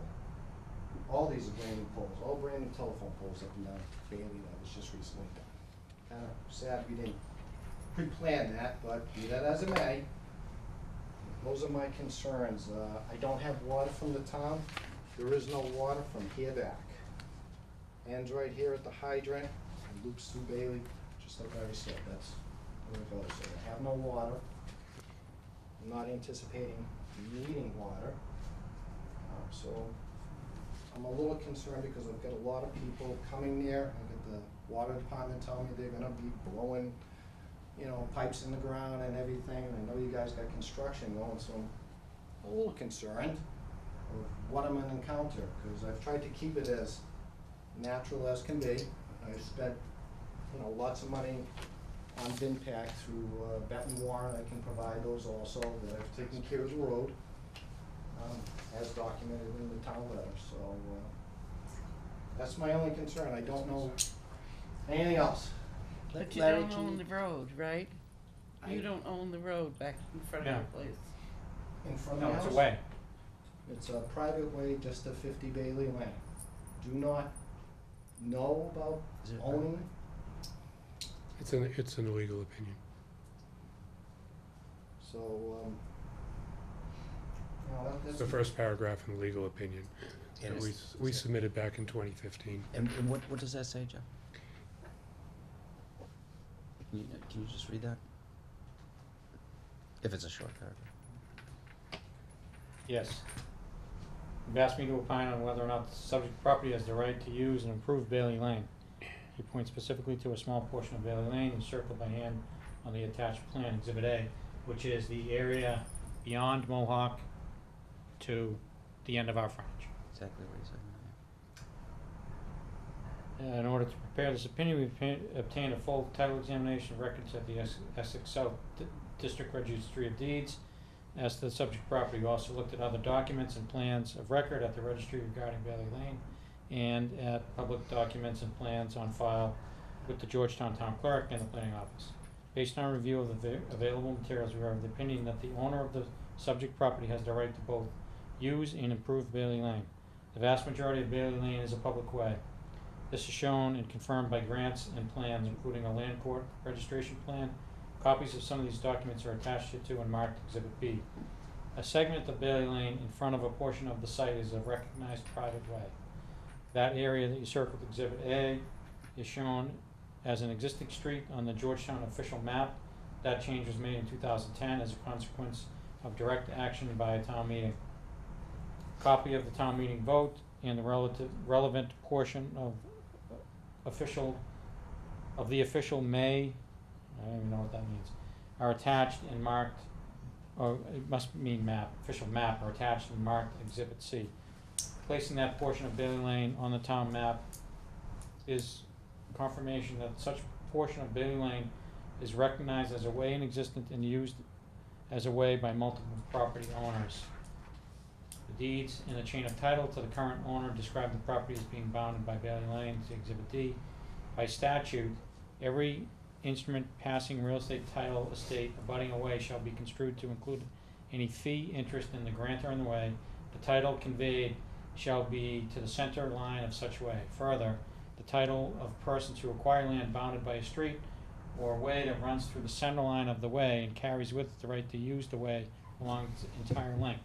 By both statute and case law, this also gives the property owner the right to improve the way and to install utilities. Bradley.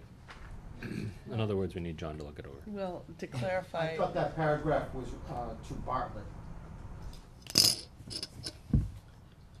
What paragraph was the Bartlett? The one you're just reading. Rather than getting caught up in Yeah. the letter itself, Yeah. actually, I think Larry can review it, and probably, this is fairly standard title stuff. What's the date of the So, letters that you have? Well, can I explain their official? 2004 So, and 2003.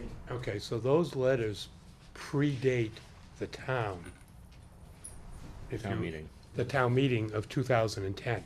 So those letters are no longer valid based upon the town meeting action. So, Yeah. 2010. what, I have so to what, straighten that out. so, so what will have to happen is, you know, this information is gonna have to go to John. Yep. He's gonna have to be part of this process of Sure. figuring that out. You may not agree then with how it gets interpreted, and you then are able to hire your own counsel to get involved with something like Right. that. But we're not gonna resolve it. No, I'm not here to throw any Yeah, yeah. curveballs, I'm just kinda curious. Reasonable what You you're know, talking it's a about. small little, tiny little dirt road going to my driveway to my house that I keep open Yeah. to everybody my whole life that I've lived here. Larry, what I wanted to ask you is, you had talked about extending the 20-foot width further on, Mhm. could you show me what part was going to be increased to 20 feet that was not being proposed at 20 feet wide? From Mohawk to from this point, which is, I think scale's 14 feet, I don't think it's dimensioned on the plan. Okay. Up to the end of the property, I guess, to this gentleman's And the driveway. reason being, because that caught my attention, and the reason being for, Well, I didn't know if there were any other houses, apparently not, but you're gonna have two houses coming off of it now instead of this one. Yeah. And perhaps eventually an extension through the other, all the way through. So it's just, while this developer is developing a house lot off of that road, I thought the improvement of it was the appropriate thing to consider. Right. so I think the board's going to go with, you know, our technical review agent's recommendation on that. You guys have no preference whether it's 14 No, feet we or don't. 20. Mr. Gagny wanted the Right. road narrower from that intersection, and that's what we're trying to do. And what I was just gonna say as one planning board member, I'm not, if Larry says it needs to be 20 feet, I'm not gonna say, I'm gonna argue with that. My opinion right now is that I think it would be a great compromise to provide this owner, you know, a smaller driveway. I think it's a win for him. I think it helps the developer in a little bit. And I think there's also the flexibility in the future that if this thing grows to whatever, we could widen it. If we can widen it later, it's kinda like, let's cross that bridge if and when we have to come to it and try to help with the. Well, as been discussed tonight, if you're gonna go 14 feet to Bartlett for two houses, you've only got two houses here, 14 feet certainly would be Reasonable. reasonable compromise if you're gonna do that. So, we'll leave it And at. close to 14 feet as shown on the plans. And I'm not against the pavement. I didn't mean to say that if you misinterpreted it. That would be really ridiculous to stop pavement right at that spot. Do you want to continue right to the property line, Jim? I really don't have a say, I really. No, you do have a say. Who's going to maintain that in the winter? Correct, that's another So- concern. so Do we this have is to the- make a this is the turnaround for town? the fire Well- department on the end? Well, that's what we talked about in the beginning, is that at the conclusion of this process, if that's shown on the definitive plan, it's gonna be asked to be accepted by the town. Right. That's what- And if it's going to be accepted by the town, at the very least, if it's 14 feet wide, it needs to be paved for plowing purposes. We'll do that. And then I imagine the fire department will also have to be looking at it, because now we're gonna have kind of a private way, we're gonna have, and it will probably still be a private way, but we're gonna have another driveway, so I'm sure they're gonna, They've looked at it. take a look, make sure, I don't know where you're gonna get the area from for them to turn, it's very, The fire's already looked at it. right? Yeah, they've already looked at it. They've already They're looked at fine. Yeah.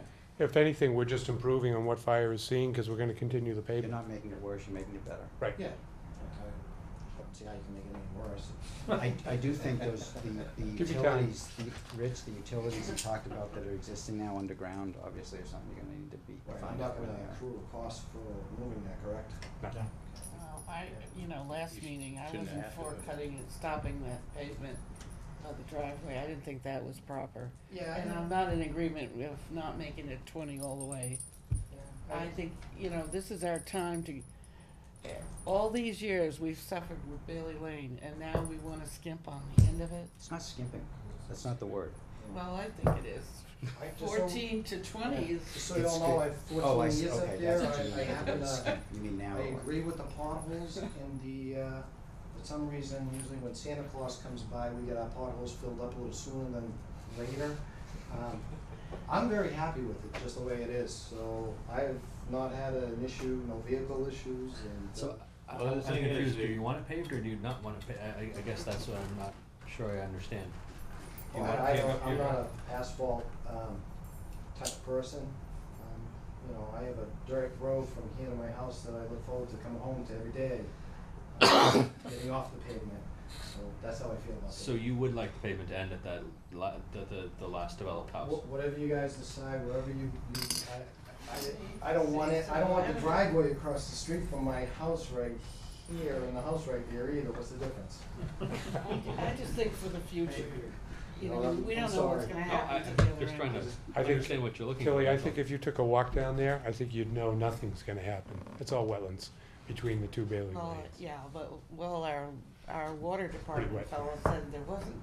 You mean Bailey Lane and Bailey Lane? The other, yeah, you Walk don't it. know what, you know, what the future's gonna be. Walk it, John. Yeah. well, It's pretty The obvious. other issue I wanted to Conservation clarify, before they because I do was the involved proposed with the extension, official town because then map. they'd be involved. You Right. can No, put you on the can't official build. town map private roads, and that's probably designated as a private way. I didn't have the map now in my hand, but that doesn't clarify that everything on that map is officially accepted streets.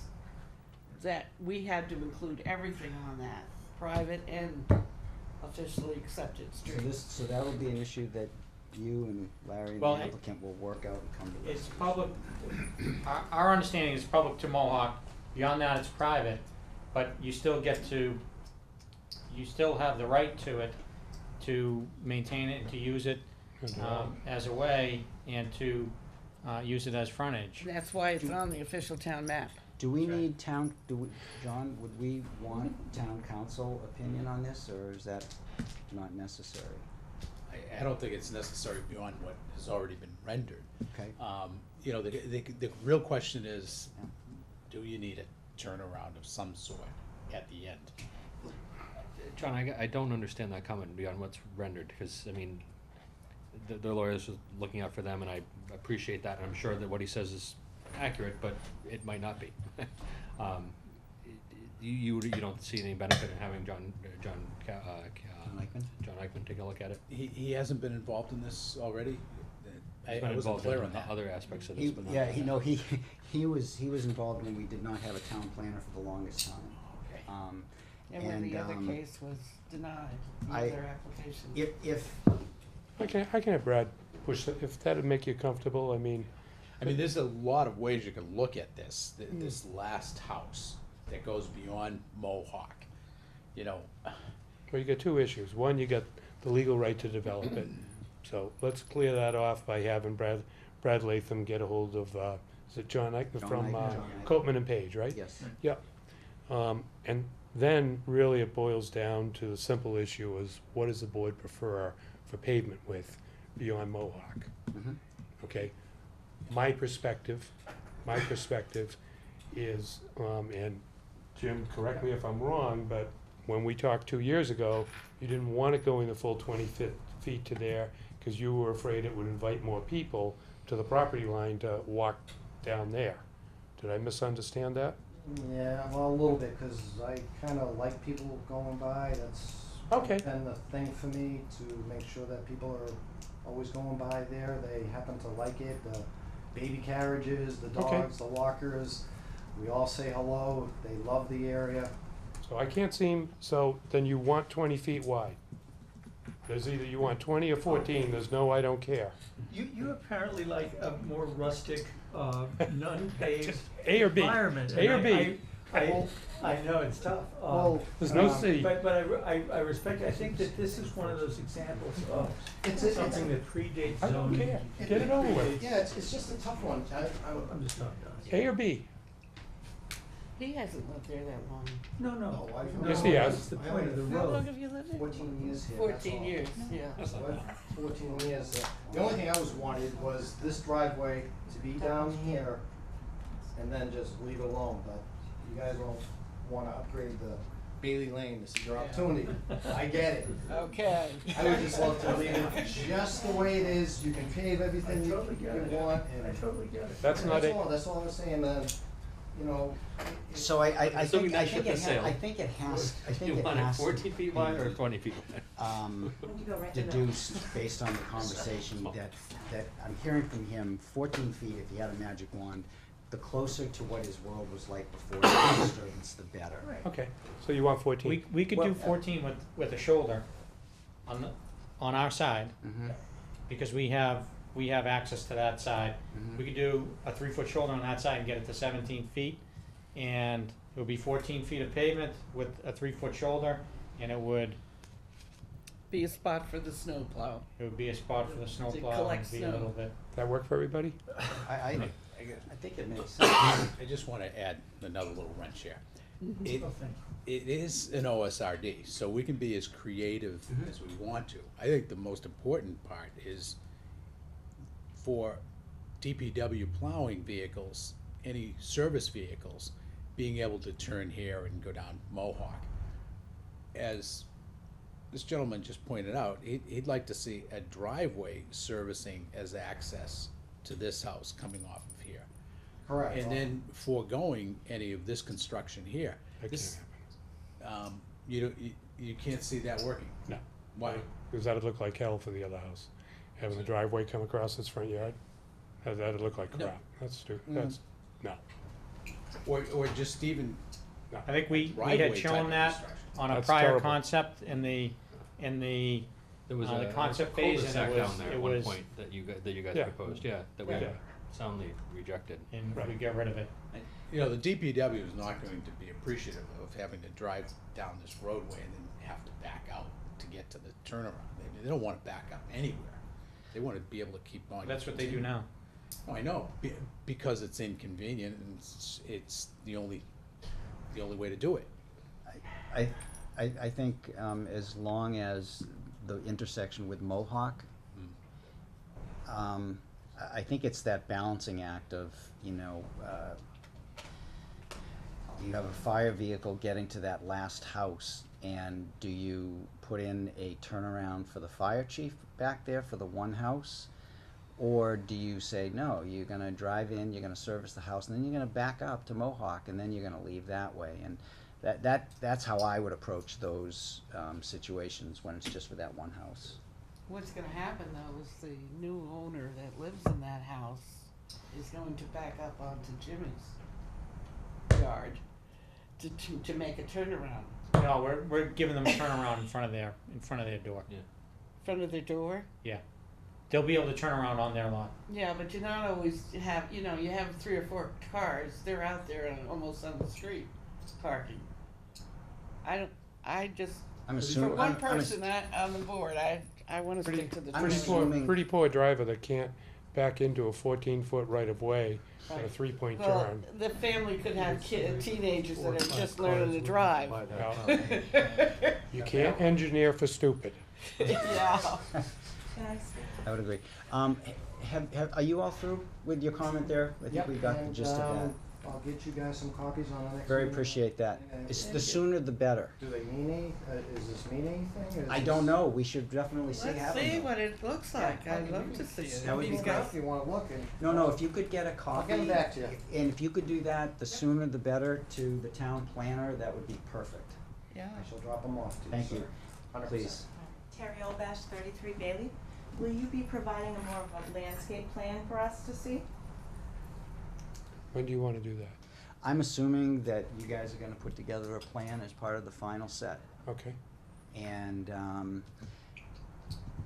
you know my comments in terms of the abutter and when you're coming in with Bartlett and how you're gonna, you know, I think there's comments already in the notes about staggered rows and some big stuff to screen the existing home.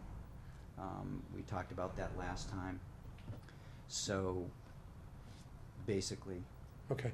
produce a plan that shows, planting plan. Do you want James at the next meeting? James Emmanuel?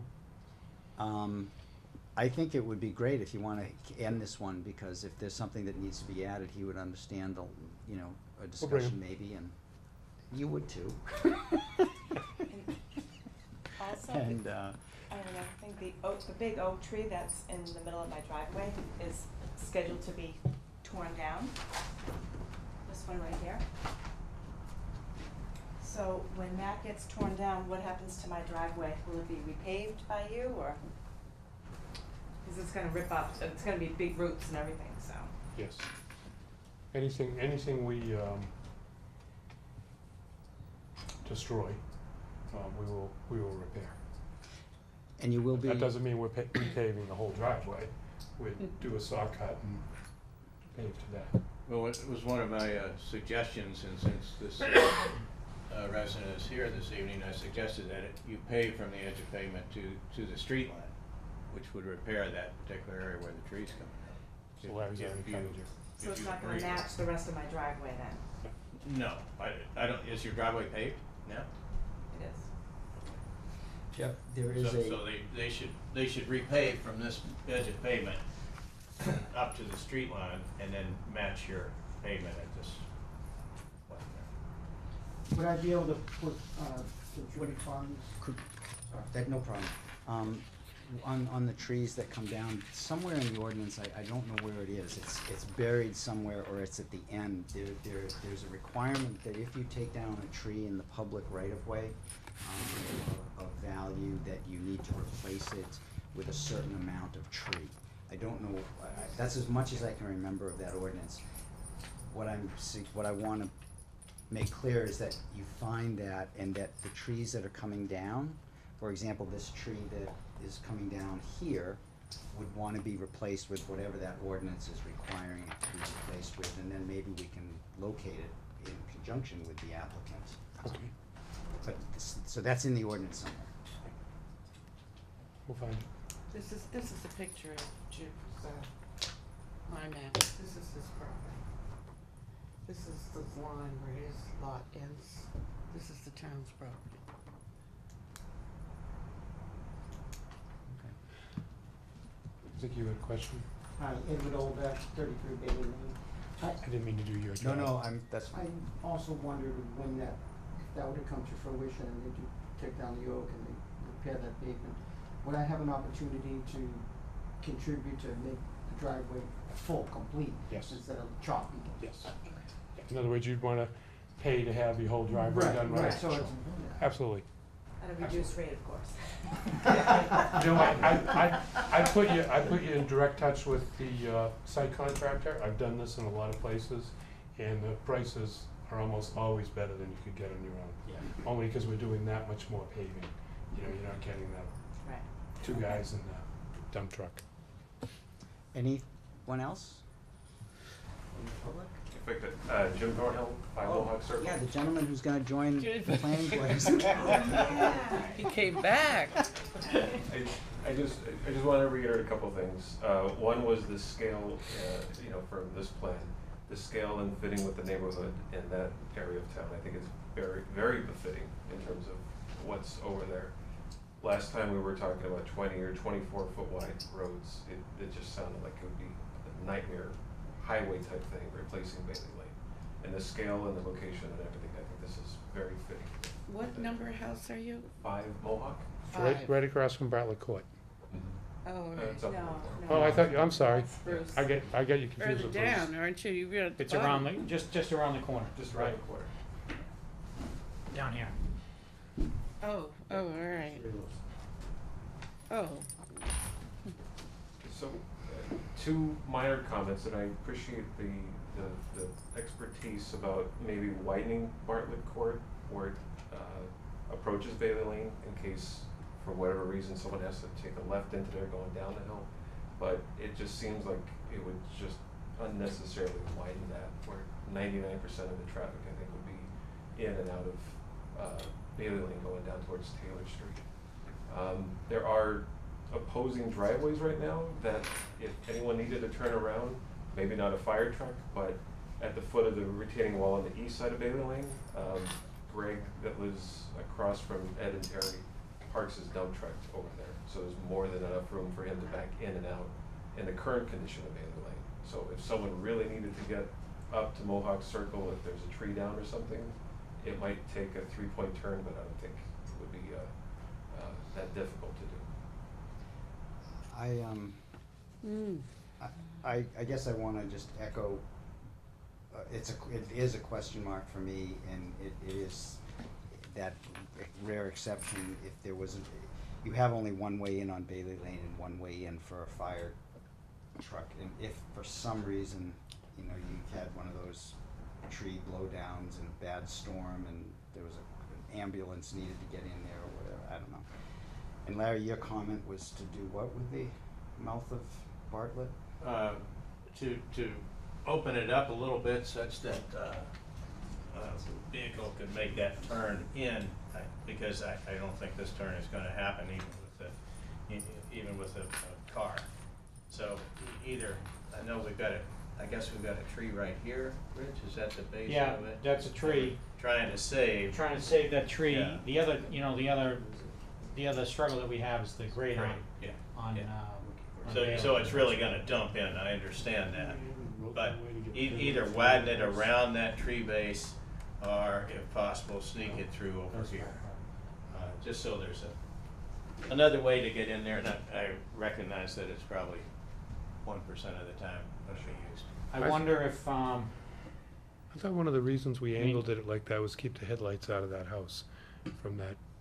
Could very well be. That's why I thought we did that Well, and that's a good previous design, so if we do that, Yeah. we're gonna put the headlights back on that 1% of house. the time. what Yes, if, what if we made that mountable?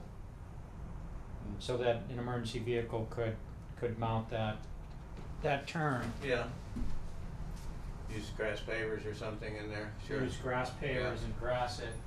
It's a and good then- suggestion. And then it could be mounted and driven on, but it wouldn't be encouraged for people to do that. I think that's a reasonable solution. Okay, We'll do that. okay, and, yeah, okay. The last one is going by Mr. Gagne's improvements on the private part of Bailey Lane. It actually is very nice down there. And the residents from the upper part of Bailey Lane do, and myself included, cut through that area to make a nice big loop walk. But on the west side of Bailey Lane along that stretch, there is an old stone wall with a whole row of daylilies that, if we're talking the difference between a 20 and a 14-foot road, I would vote for a 14-foot road if it means keeping that stone wall and daylilies. Not having looked at the plans or understanding where that would fall in it. I was wondering about the same thing. Rich is showing that stone Yeah. wall along here, and that's 14 feet, so, and I think if you go 20, it's gonna be wiping it out. Yeah, you gotta keep that stone wall. Yeah, but here's a map of my map I took because we were doing the, build out, and we're working with Merrimack Valley, and that's his house, Mr. Gagnon's. And the lines are supposed to be the end of the lot. Let's see, this is 33, 35, where this doesn't show. Does Oh, the, wait.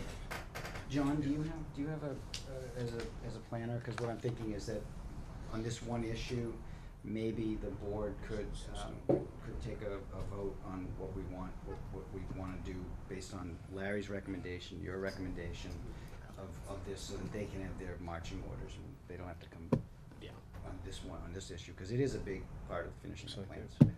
It goes to no road. What's your professional opinion for width at this point? For that one stretch? Yeah. I mean, realistically, 14 feet will provide adequate access to that last house. And you're staying in scale and character.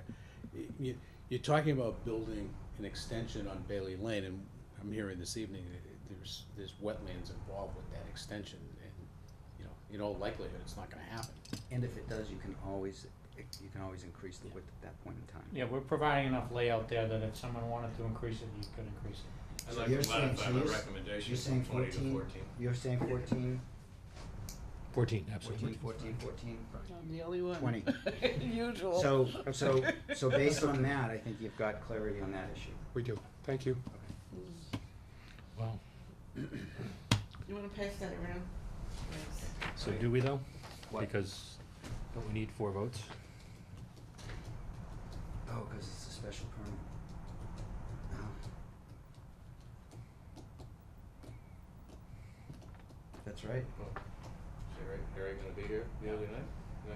No, we can't. So in other words, if there's one issue, if there's a waiver requirement, and there's one vote no and all the votes are yes, Well, The whole th- project then, goes then, away? then the no vote, if the no vote was sufficient on that waiver to say no on the entire project, then yes, then this project is not approved and.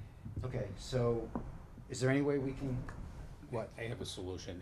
This is parcel C, correct? It's part of parcel, well, yeah. It's actually lot not C. a parcel C. It's All the lot C now, improvements but it's gonna on be the existing. parcel C. So parcel C gets a notation on the plan that it is designated for future widening purposes, if such is to occur by the time. So, you know, if the town ends up making that connection, needing the 20-foot in width, they'll already have the land set up for that to happen without it It's taking. a great suggestion. So the plans that get approved, plans that get recorded, will have some note on them in reference to that this land has been set aside to widen at a future date Exclusive to If- future widening purposes if the town decides to do so. decides to do so. And then there's no approvals needed and it's, would that work for you? Yeah. Would that that would. change it? Which more is than what for you? our intention That was was- in the first place. Yeah. They already thought of it, but I still. So can you craft a note then for that? And then that would allow the 14-foot and it would go on the drawings, all the drawings. Sure. Great idea. May I continue? Please, you're on a Before I- roll. Before I. You're on a roll. They run by me. A couple of issues that I wanna make sure of, that we're on the same page before we leave tonight. The response letter. So you're going to draft from this evening a response letter to Larry Graham's peer review letter, addressing all of the issues and how you're going to address them. Correct. And you're going to support that letter with any exhibits that are needed. Correct. Okay, and then you're going to reflect those changes on the revised plans. Correct. Okay, so we're all on the same page in that regard. Could we get you a draft before we formally submit it? Make sure you're okay with our responses? Sure. And you get right back to us? Yeah. So then we can submit, because if I understood what the chairman wanted, he wanted us coming in agreement. Okay? Yeah, and then earlier. Otherwise, you know what happens, twice a day I show up. Larry's used to me. And then earlier, we talked about the water line and the extent of it. Yes. We still need to nail that down. I thought, was the board okay with what Larry was saying on that? That Larry thought that a fair thing on the water line was to run it to the property line and put a fire hydrant in there? What were you gonna say? That would be ideal. We'll agree to Getting that. that water line that much further with a hydrant To the for property. firefighting purposes Yeah. in the event that you have. This is to, Open this space is to fire. the end of that 14-foot strip. Correct. Yeah. Did you get anything from Lou saying that this was agreeable? No, I'm just trying to solidify. Lou where wants we're gonna 500 go. feet, so 150 feet is not gonna be agreeable. He's being unreasonable. End of the He street. wants us to take care of his problems in the other part of town. Yeah, but you know, He's trying to do his job. Right. but being in the development community such as you are, you know a lot of towns do not allow for, under any circumstances, non-looping. We had looped. No, no. You're not? Never mind. Yeah, if it ended up Mohawk, we don't need to argue about that. Right. And then, Incidentally, that water line will be in the extra parcel C.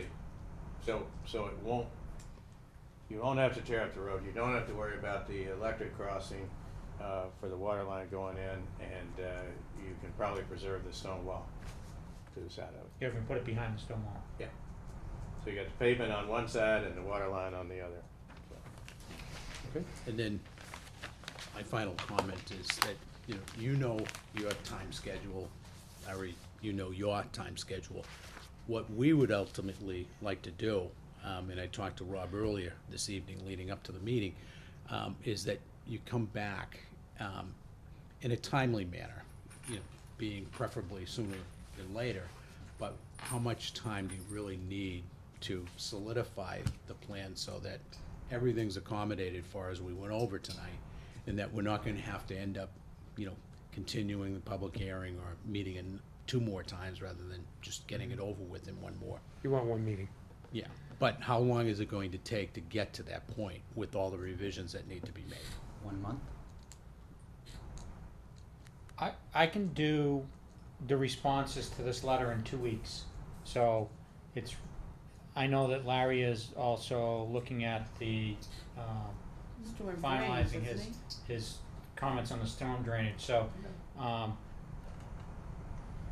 if I've got my stuff done and I submit it to him with the response as a draft, and he's got the drainage done, I guess it's a question of what happens on that end. Larry, what Can you- could you commit to for a turnaround time? Well, I was gonna ask you if you could get within a week just a written response to the letter. That way you're not changing plans or Yeah. anything. We can try to come to an agreement on. Okay, yeah, I on can do that. And then you can get to work. And so then I'm gonna see revised plans in probably 3 weeks. So that puts us out past our June 28th meeting, right? No. Well, because everything has to be Yeah, submitted a week You- before. You realistically are Yes. talking about the July 12th meeting as getting everything done, and Larry having sufficient time. Because you have to revise the plan, he has to review them, and we want from Larry his final blessing, that everything is as agreed to. I'd recommend that the board, review this again in your June meeting. I don't think it doesn't seem prudent to me to say, okay, we're gonna have 1 more meeting on this. It's just probably not gonna happen. My recommendation is that you put it on your June meeting schedule, looking forward to a July final, July 12th or whatever you said.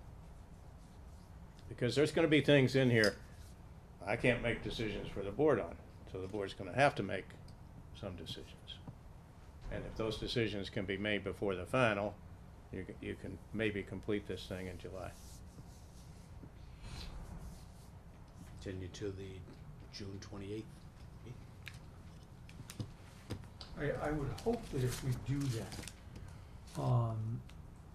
the finish would be of such a small magnitude that they could turn it over, you folks could turn it over back to John a week before Yeah, our meeting. that- Cause that's- we think of it as, that's when we have to have it, no, that's. You need a week in advance of the meeting. John, you're gonna Get a write the, draft decision decision? for the 28th so that we can make any changes that we might have to it so that we can approve and sign the decision on the 12th.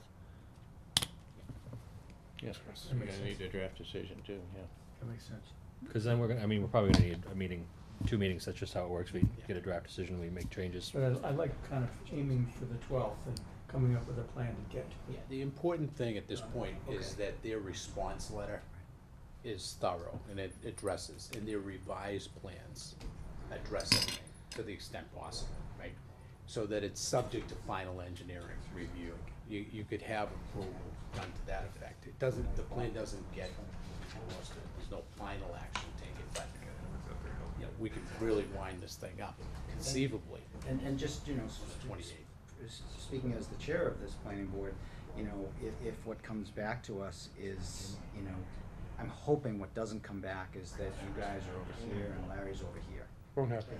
Cause then we're gonna say, Larry really didn't throw any, major curveballs. It's yeah, and I everything. don't expect that to Yeah, happen. I just everything's want that. eminently doable, so. The 28th of June, schedule-wise, will probably work much better, because this may be the only major Well, issue we're dealing with. as far as one member here, as you always say, storm drains is critical to me. So I don't wanna be rushed the storm drain. That, especially that street is horrendous.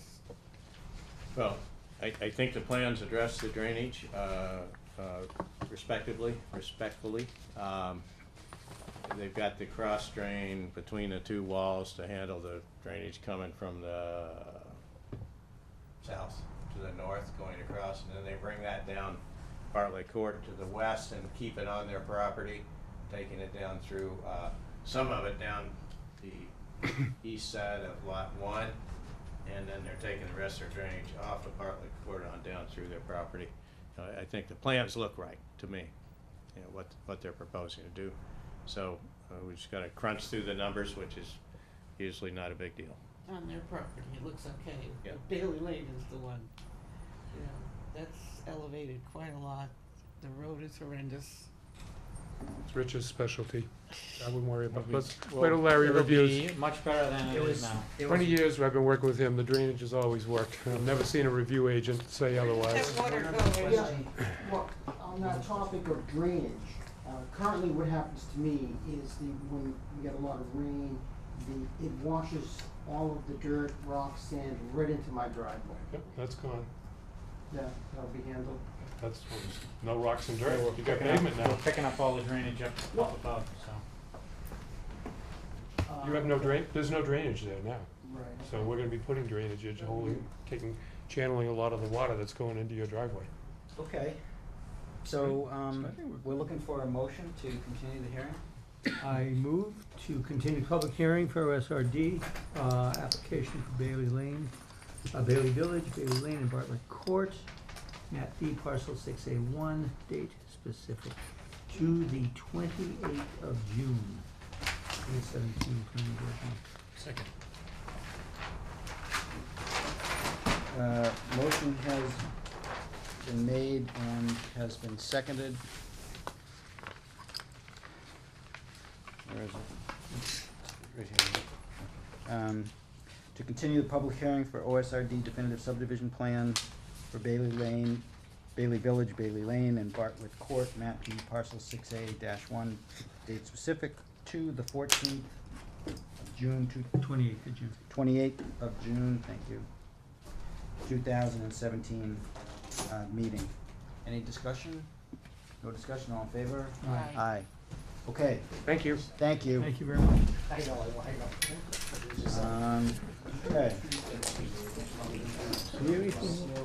Yeah, not, we're just doing, planning board summer meeting schedule. Could you recess for 2 minutes? Absolutely. We're gonna take a short break, That's what I said to her, I said, we're gonna walk by and see what greenery.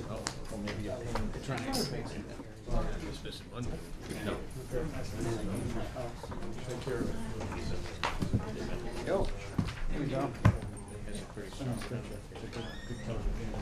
Actually, believe it or not, it's related to this. It was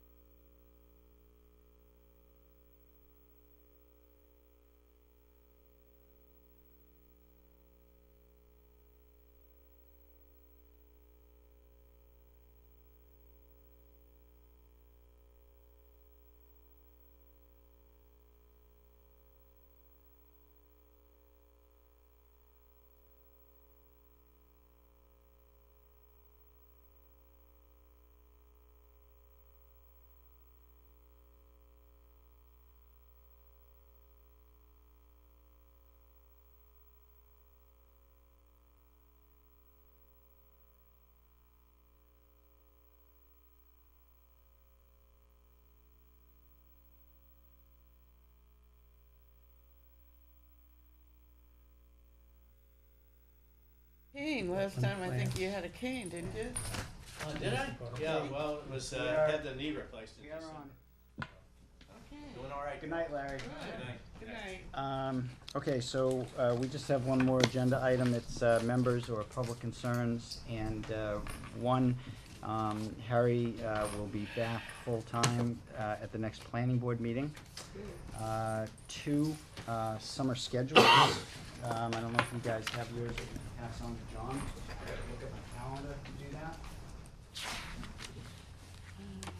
I asked my wife, I checked in with her.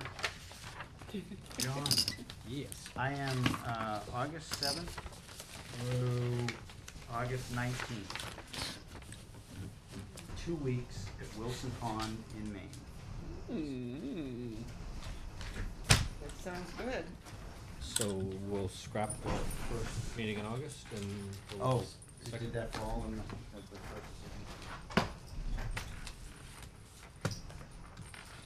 And we're all good for July 12th, that kind of works. Yep. So, Yeah.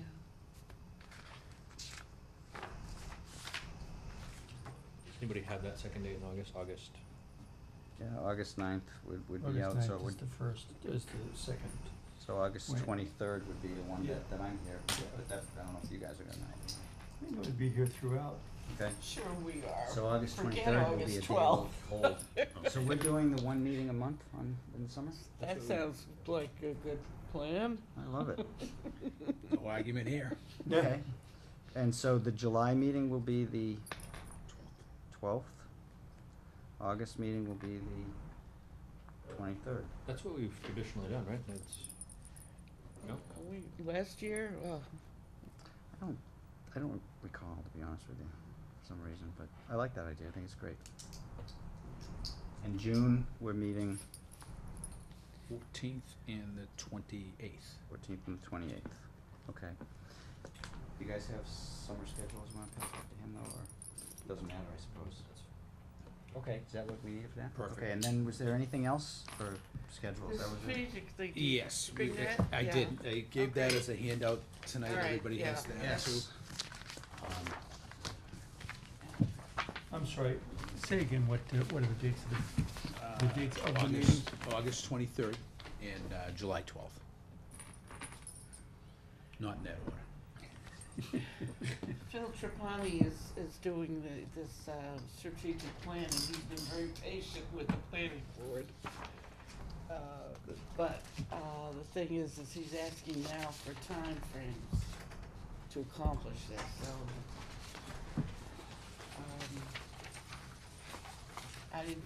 I can do it myself, but I didn't think I should tell you guys what, I moved that we appoint Tilly as the, you want me to official smart plan administrator You'll be the for. first to submit any of this data, so don't think you're too late. Yo, did you read, did you give it all the explanations of what we submitted? Not what we submitted. Oh, That has already okay. been, that was disseminated Oh, to you everybody. hid that, huh? No, I was quite serious. I think we should do a subcommittee on smart plans and make Tilly the chair of the subcommittee. Any, Well, I already submitted the goals. great. And I thought that's what you were gonna give them, and the goals are, to revise a lot of, some of our subdivision, planning. The economic development, that one now, have you had a committee going? The Economic Development Committee, we've met once with the quorum, and I've met 3 times with the Economic Development Committee. We did have a quorum last week. We're having another meeting June 6th, Tuesday, June 6th. So did you show them what the goals were for the economic development? No? No, it didn't go, it doesn't include that. It's just setting up goals for the Economic Development Committee. We're trying to reemerge the goals that were established when Nick was here, Okay. and Howard, to an extent, when Howard was here. Yeah. So we have an agenda, and we're getting more active with it. Well, it would be, do you wanna show it to them, so that I could give this to Phil, or? No, What I had what said? you and I need to do is work on this together. I gotta tell you, next week I won't be here, so Okay. tomorrow is my last day. of getting everything done resulting from this meeting. Don't use that term, please. Really, really. No, I mean, just last day this week. No, I promised you, right? You had me draw blood on that one. Yeah. And so I have to remain a man of my word. See, Phil wants us to itemize the short term, which is 0 to 3 years, and long term, 3+ years. So I thought the economic development would need more 3+. Yeah. And I gave him two of them was the Merrimack Valley Planning could help out on the mapping for parking. And then the Safe Street is gonna take care of the sidewalks that we had listed there. How long will that process take? Well, the prioritization plan is actually being finalized, it's being reviewed in Merrimack Valley, working with Peter. Yeah. The policy's already been adopted by the Board of Selectmen at their May 15th meeting. Okay. And the prioritization plan will be finalized soon. The deadline has been moved, and it's September 1st, so we're going to finalize the prioritization plan and be in the queue for funding for the next round, which begins October 1st. Deadline for submission, policy, and the prioritization is September 1st, and the next phase of funding will be available next Okay. fall, beginning in October, and we'll be in line for that. So do you wanna start it with the 0 to 3 or the 3 to? Yeah, the 0 to 3, Okay. and it does not include any overrides or anything. All So right, That's great. definitely a short term. All right. So it's only a general, it's only a goal, it's not gonna be in stone. I can say right now, the Economic Development Committee is very eager to get things moving and pull That's things great. together. Wonderful. I'll just give you, for instance, I got a phone call yesterday, it was after 4 out of the blue. And a very good business opportunity wants to come to town, and it's a new 50,000 square foot building. And it's a long-term proposal, so, and, Wow. yeah. Retail That's all or- I wanna say in a general manner. Right. Yeah, don't. But It's just, retail or more commercial? mean, more, R&D, Great. and real high-end Excellent. Oh, employment. that would be super. Yeah, it's a real excellent Yeah. proposal for the town. I, Completely unexpected, but you know what, if you're there at the other end of the phone sometime, and the whole idea is being an economic development oriented person is making sure they absolutely know that the red carpet is out for them, and anything we can do to help them through the process, explain to them what the actual permitting process is all about, what to expect, and that we're here to help them and to accommodate them into the community. And that's always been, my motto in dealing with economic development prospects. Especially if they're really high quality. I don't mean anything negative by this, I'll believe it when I see it. But We should always remain skeptical until proven otherwise. But that's just a nice way to end. I mean, if that happened, and then I think Healthy Farms, and then I think the increase to the size of the G Mello, and I think of the increase to the tax base for the town, that's huge. Those are three big. This is where it's supposed to be playing out, absolutely. It is. It not only is, but it has to. Right. But anyways, that's a nice way to end it. Yeah. Motion? Motion to adjourn? Second. All in favor, aye. Aye. All right. Um, Thanks, John. Thank you, guys. Thank you for your.